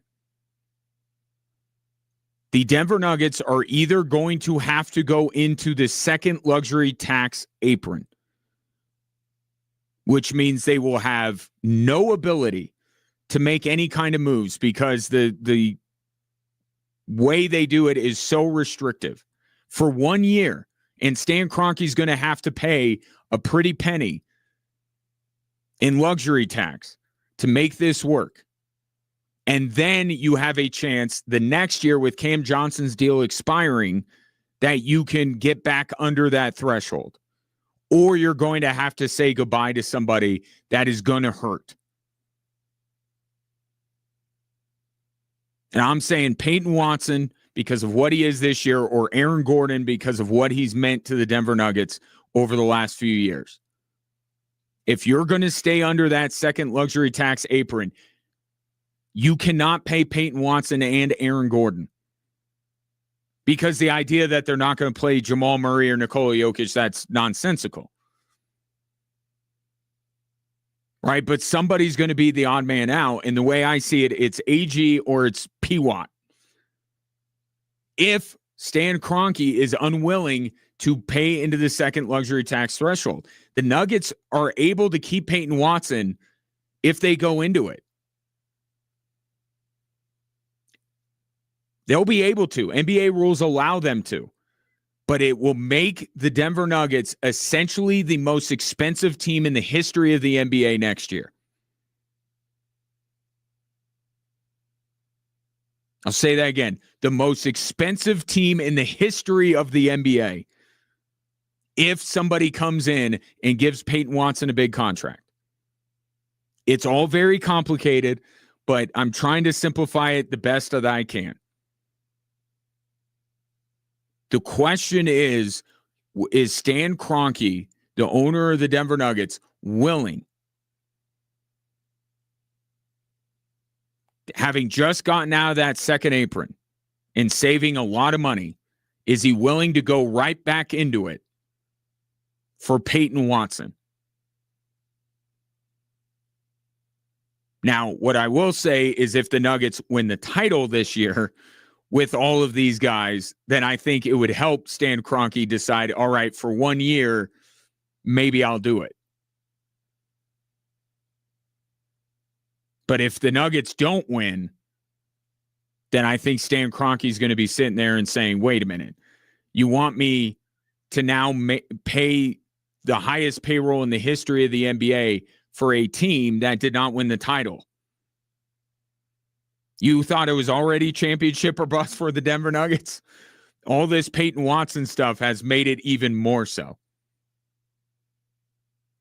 I don't know that I can say it's a good problem to have. But it is a byproduct of the way that Peyton Watson is currently playing. 719-247-1313. Matt Sims joins me next to preview both championship games on Sunday here on 740 KVOR and Extra Sports 1300.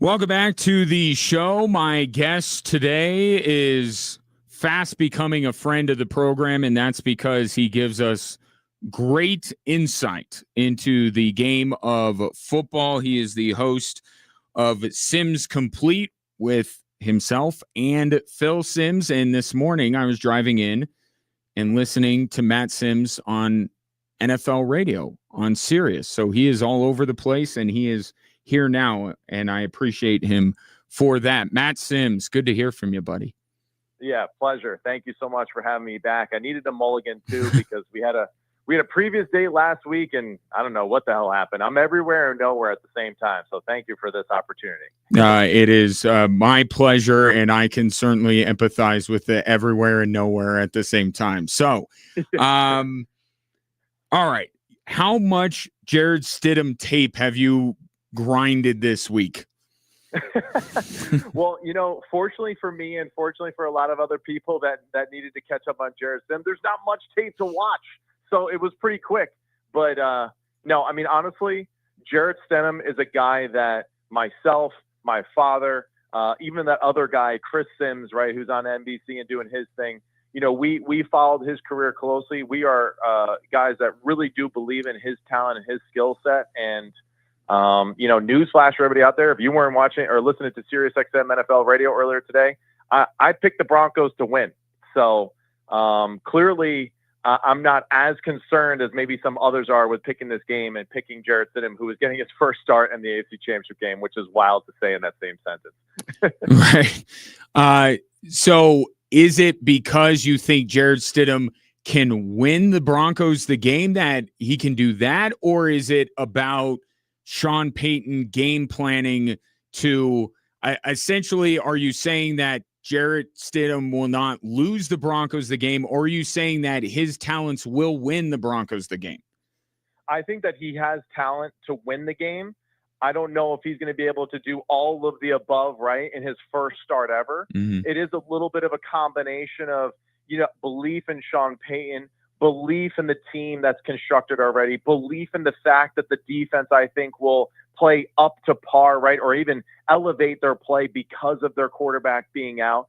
And I think there is just something to that, right, of just kind of like the whole team being like, damn, this is unfortunate, but, let's do it. Let's keep going, right? Let's not let this moment go to waste, right, because, our star quarterback is gone. And, and I think that's what's so cool about what Sean Payton's built there in Denver, right? And just the belief system. And of course, too, like even Bo Nix's support and everything like that, like him being a young football player and the way that he spoke to Sean Payton, the team and all that, like just super powerful. So it's a group thing. And I think just big picture wise, I just have like a little bit more faith, I feel like, in just the Denver Broncos and what they've accomplished this year and knowing how to win chaotic, frantic football games, which I think, again, this is exactly what the AFC Championship will be for this football team.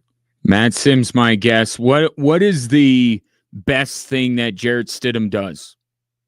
I think for a lot of people, they're going to be shocked by, one, he's a bigger quarterback than you think in person. So it's not like you're going to see someone that's like, oh, he's a backup and you can see his undersized or the fact that he has a weaker arm. He's got a strong arm. He's athletic.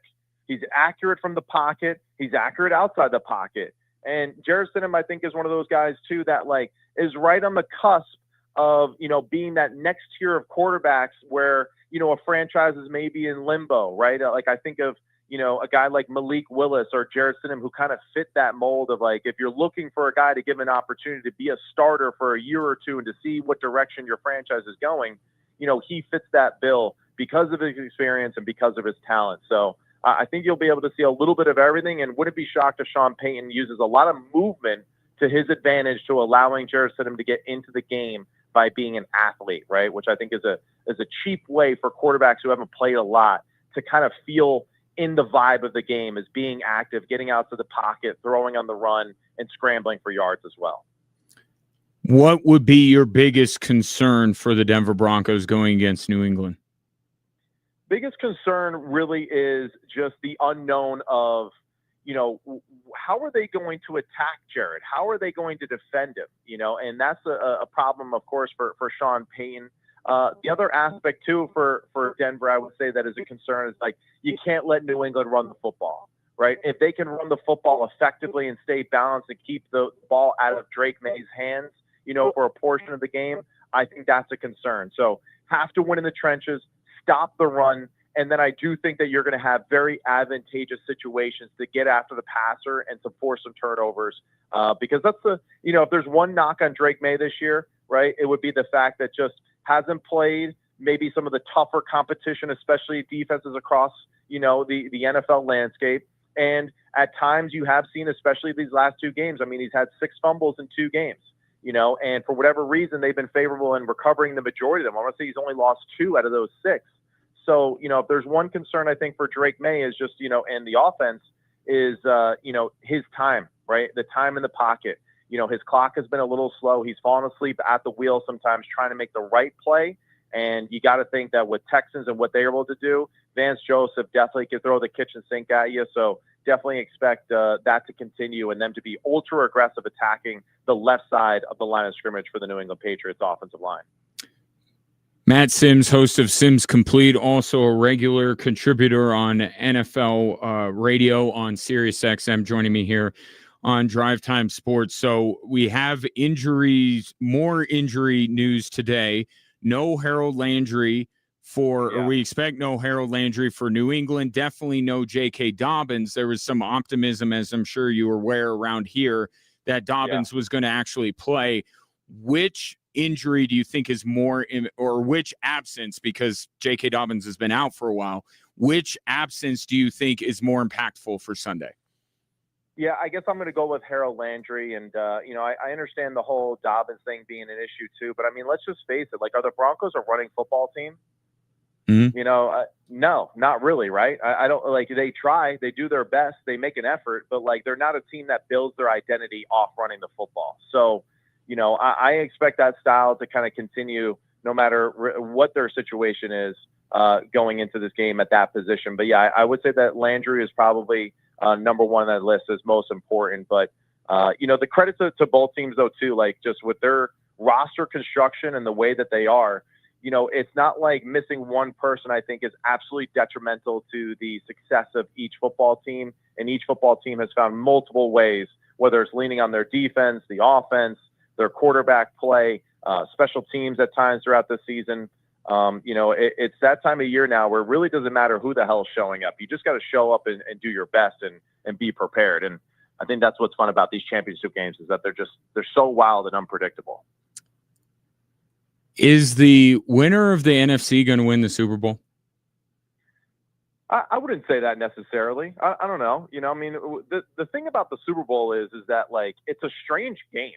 And it's not necessarily always going to go to the better football team always. I mean, if you can kind of endure the first punch or the first quarter of action, usually you win. Now, this is coming from a quarterback that was on the 2017 Falcon football team that was up 28-3. So clearly I don't know what the hell I'm talking about. But, still, it's a different game while things happen. It's a long time to prepare for a game. Teams can get healthier, things of that nature. And coaching could be very creative. But no, I would not say that the winner of the NFC is just an automatic dub for the Super Bowl. Let me ask a different way. Are the 2 best teams remaining of the 4 playing in the NFC Championship? Are the 2 best remaining? Yes. Now, I would agree with that statement. Yes. I would say number 1 and number 2 are the Seattle Seahawks and the Los Angeles Rams. But, honestly, I think the Rams just get that nod just because of the situation with Jarrett Stidham and, of course, with Drake May. The Rams, the one thing that they can lean on is the fact that they have, a Super Bowl winning champion coach and quarterback at their disposal that can make the plays they need to in critical moments to win it. So, other than that, though, I think there's some serious question marks about the Rams defense. And, of course, I think there's some serious questions, too, about the Seattle Seahawks and their offense. And my concerns are not Sam Darnold. All right. They're not. It's actually Kubiak and just their style of play. And the fact that I feel like at times when I watch them, it seems like they almost run out of ideas on offense. So, Clint Kubiak for a head coaching job, you would not necessarily vouch for him getting a head coaching gig this cycle? No, not this cycle. I mean, I think that he is a rising star in the league. There's no doubt about it. Of course, he has that pedigree and, the experience of just living that life his entire life. But no, I would not say that he's someone that really has earned the right to be a head coach yet. I think he's one of these guys, needs to kind of learn how to cut his teeth a little bit longer. It's been a great year for the Seahawks, no doubt about it. But, for me, like, if you got to be a head coach, I need to see you in like the top 10 or the top 12 of, almost every statistical category in offense or defense for at least more than a year or two. Like, I think we're very quick to just say, oh yeah, he's been, we had the same thing about Bobby Slowick a few years ago, right? And he was fired by the Texans. So we're very excited to just automatically promote the young coaches out there that look flashy and sexy. But, the truth is, I think Clint Kubiak is taking advantage of a veteran quarterback that knows how to play the game, that has really been through it all, plays at a higher level than people give him credit for. And, for them, McDonald really is just the strength of the team and their team defense. So, for Clint, no doubt a rising star. But, yeah, I think he needs a little bit more time to develop his own voice as a play caller and as a play choreographer. Best and worst choreographer. Best and worst decision in the NFL coaching carousel so far. Ooh, the best one. Well, come on, man. I'm a Giants fan, so hell yeah, we hit a home run there. I'm pumped about that. And Harbaugh, I mean, like, we are just so giddy about that. So we've already won the Super Bowl. And we haven't even played a game yet. I know, Eleanor. I'm letting them know about the Giants. All right, they got to know these things. And then, man, the worst one. I can't really comment on the worst one yet. And honestly, I guess the worst one is just the teams that really are still in search of a quarterback, of a head coach. So I guess maybe the one that's maybe the worst one that hasn't been filled yet is the Buffalo Bills, because I'm not really sure if they got that whole situation right there. I don't know exactly what happened, but damn, it seems very ugly, and that situation is very strange. And then, yeah, hey, they interviewed Phillip Rivers for the head coaching job. So I don't know what's going on up there in Buffalo, but that's a team that was been very close for a very long time. And Sean McDermott, I think, is a phenomenal coach and did a lot with less. And I think that deserves some recognition. And I'm curious to see kind of where it goes from here. Well, the Patriots, the Broncos, the Seahawks, and the Rams, they can't relate to what's going on in the coaching carousel right now, because they're getting ready to play for a chance to go to the Super Bowl. Matt Sims, catch him on Sims Complete with Phil, and catch him again on NFL radio on Sirius XM, as I do on a regular basis. Matt, love having you back on, buddy. Enjoy the football this weekend, and hopefully we can talk again soon. Thank you so much. I really appreciate it. Go Broncos. Wait, hold on. Who are you picking in the NFC? I got to know. I'm going to go. I'm going Rams, Broncos. Yep. All right. So that's what I'm going with too. I'm going Rams, Broncos as well. But luckily I'm in a few other shows like you mentioned. So I've gotten to pick basically everybody in this matchup. So I feel pretty good that I'll win one of these at least. and soon here, Matt on WEEI in Boston picked the Patriots and Seahawks to go to the Super Bowl. Exactly. But yeah, hopefully some of these, replays of Super Bowls don't exactly play out the same way that the other ones did in the past. And I'm thinking about that Broncos Seattle Super Bowl a few years back at MetLife, and we don't want that again, but we'll see what happens. Right. And I kind of think that's where we're heading if the Broncos get out of the AFC. But you and I can talk about that at a later date. Matt Sims, appreciate you, buddy. Have a great weekend. Appreciate it. Thank you, guys. Take care. Yep. See ya. That's Matt Sims, host of Sims Complete. You could catch that on YouTube with his father, Phil. They do a great job breaking it down. And like I said, Matt appearing along Bob Papa mornings on Sirius XM NFL radio. Interesting. One thing that Matt mentioned there, the idea that the Broncos aren't a running team. They try, but they're not. And I guess that is kind of a true statement, right? They try. We want them to. But are they really? Are they as good of a rushing team as Buffalo? Of course not. New England. And what I'm talking about with the Broncos running the ball, it doesn't have to be, 150 yards and 3 touchdowns. Are you running it effectively enough to take pressure off of Jared Stidham and balance the offense so New England can't hone in on one thing? Doesn't make you one-dimensional. Can the Broncos run it well enough there? Nobody's saying that this team is the second coming of the 97 Broncos here, or the 96 Broncos for that matter, the Alex Gibbs, Mike Shanahan teams. But are they effective enough to take pressure off of Jared Stidham and not ask him to win the football game? I and Matt both think that the Broncos can run it well enough to at least be that.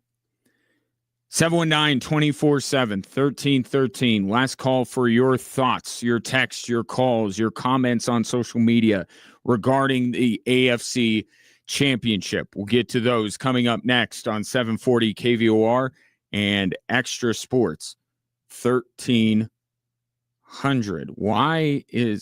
I am in a never-ending battle with my mouse and my buttons. My goodness. Be back after this.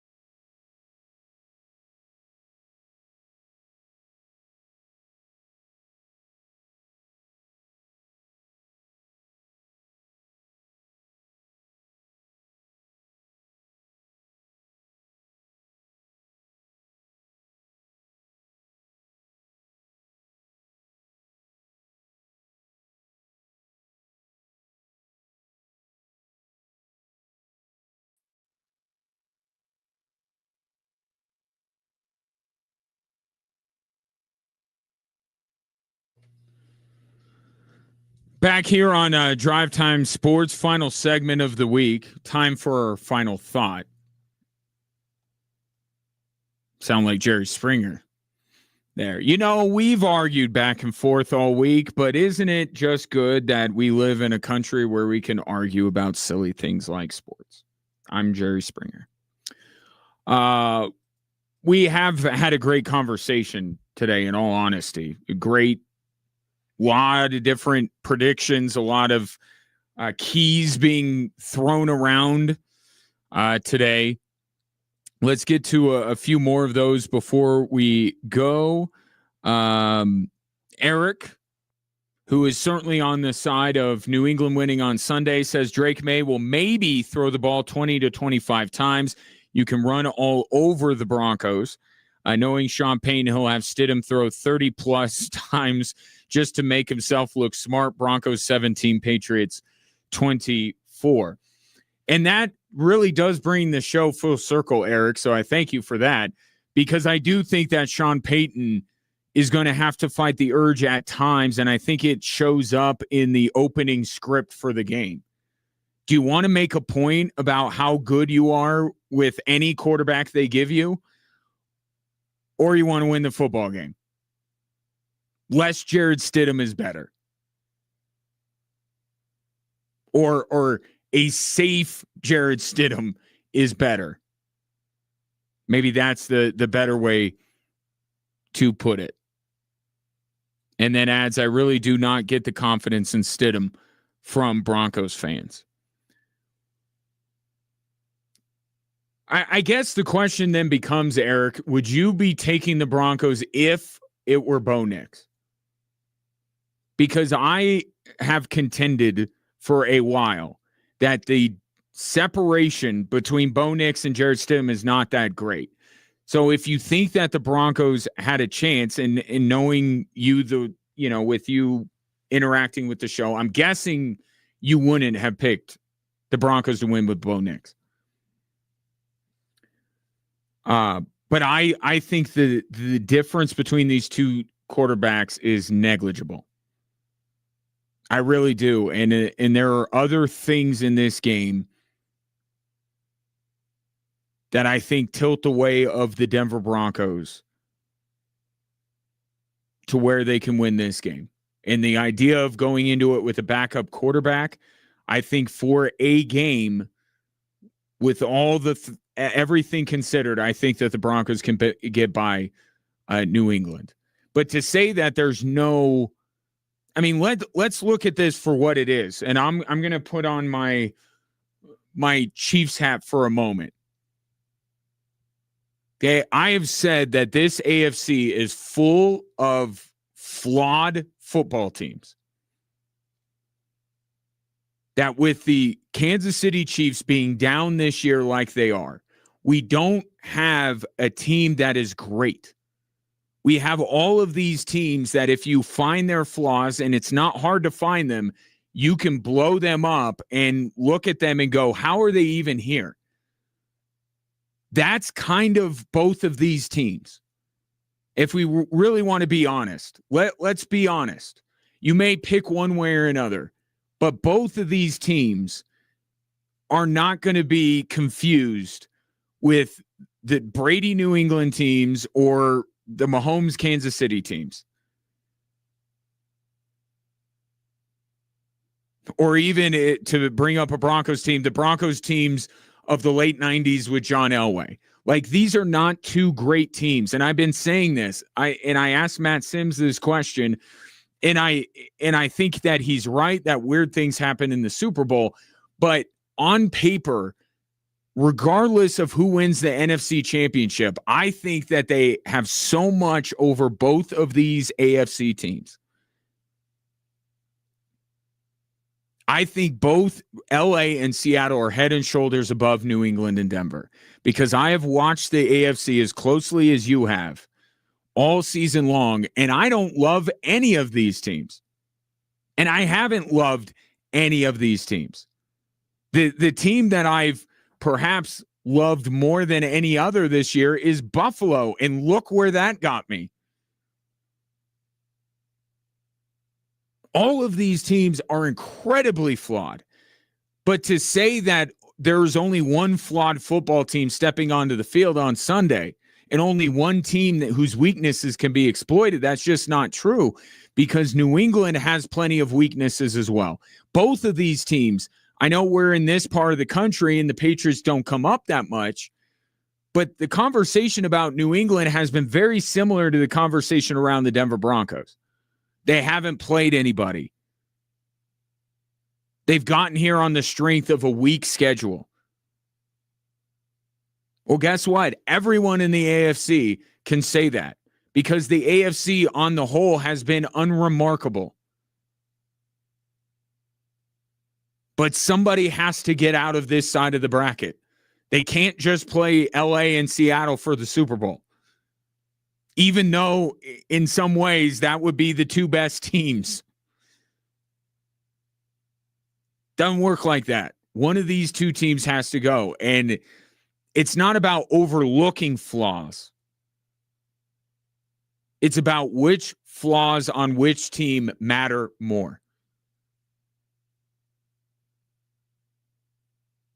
And I think the flaws of Drake May, however few they might be, will play a big role in deciding Sunday's game.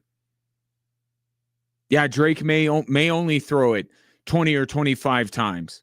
But how many of those passes will be interceptable? How many other times will he put the ball on the ground? I don't want to make Drake. I don't think he'll turn the ball over as much as Buffalo did. But if you expect it, and you're saying by your final score prediction, you expect it to be a close game, how could the fact that Drake May has lost the football as much as he has in these playoffs not become a reason why the Patriots are going to lose?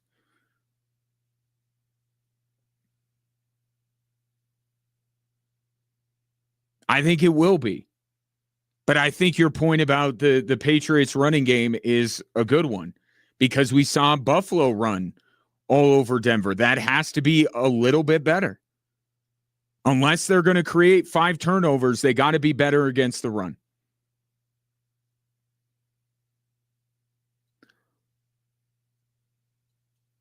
Eric says the Patriots would beat Bo Nix too. Okay.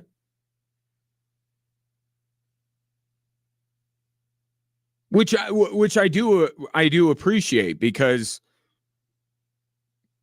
you're saying there's not a Broncos quarterback on the roster that can beat the New England Patriots. Tom, I think I'm going crazy. You and Broncos fans have convinced themselves Stidham is the second coming of Steve Young. Nobody is saying that. Payton is physically unable to call a run-heavy game on that giant play sheet. The running plays are in the backside in the lower corner in small print. He won't find them. Nobody's saying Jared Stidham's. The Broncos have gotten this far with a quarterback that is only marginally better than Jared Stidham.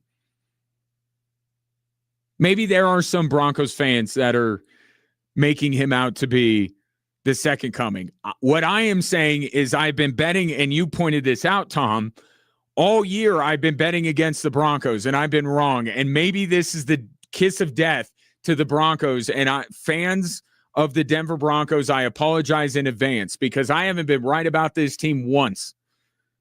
But I've always gone with what I truly think is going to happen. I've never picked against the Broncos just to do it. So now that I'm going the other way, I'm probably going to be wrong. That's fine. But I'm still making my prediction based on what I think will happen. And I don't put it in quite as flowery of terms as some other people might, talking about the Denver Broncos. I think they have gotten here with a quarterback that I do not think the world of. And I think his backup is not that far behind him. And it's one game. one game against a Patriots team that is far from flawless. And I go back to Sean Payton's comment about the importance of forcing turnovers. The significance of it in a game that's pretty quick, and it's not a best of 5, or it's a 3-hour game that oftentimes these games can be lost, not won. It's not the most rosy perspective to have, but maybe what we have been doing this week is talking about which team is going to lose rather than which team is going to win. And I think I might be guilty of that. I think that the Patriots are going to do more things to lose this game than the Denver Broncos. But at the end of the day, that still gets Denver to a Super Bowl. And vice versa. If the Broncos do more to lose the game, that puts the Patriots in the Super Bowl. And here's the other thing. If you think it's a close game, I don't know how you pick against the Denver Broncos in a close game at home. I really don't. I think the scenario could be Broncos win close or the Patriots win in a blowout.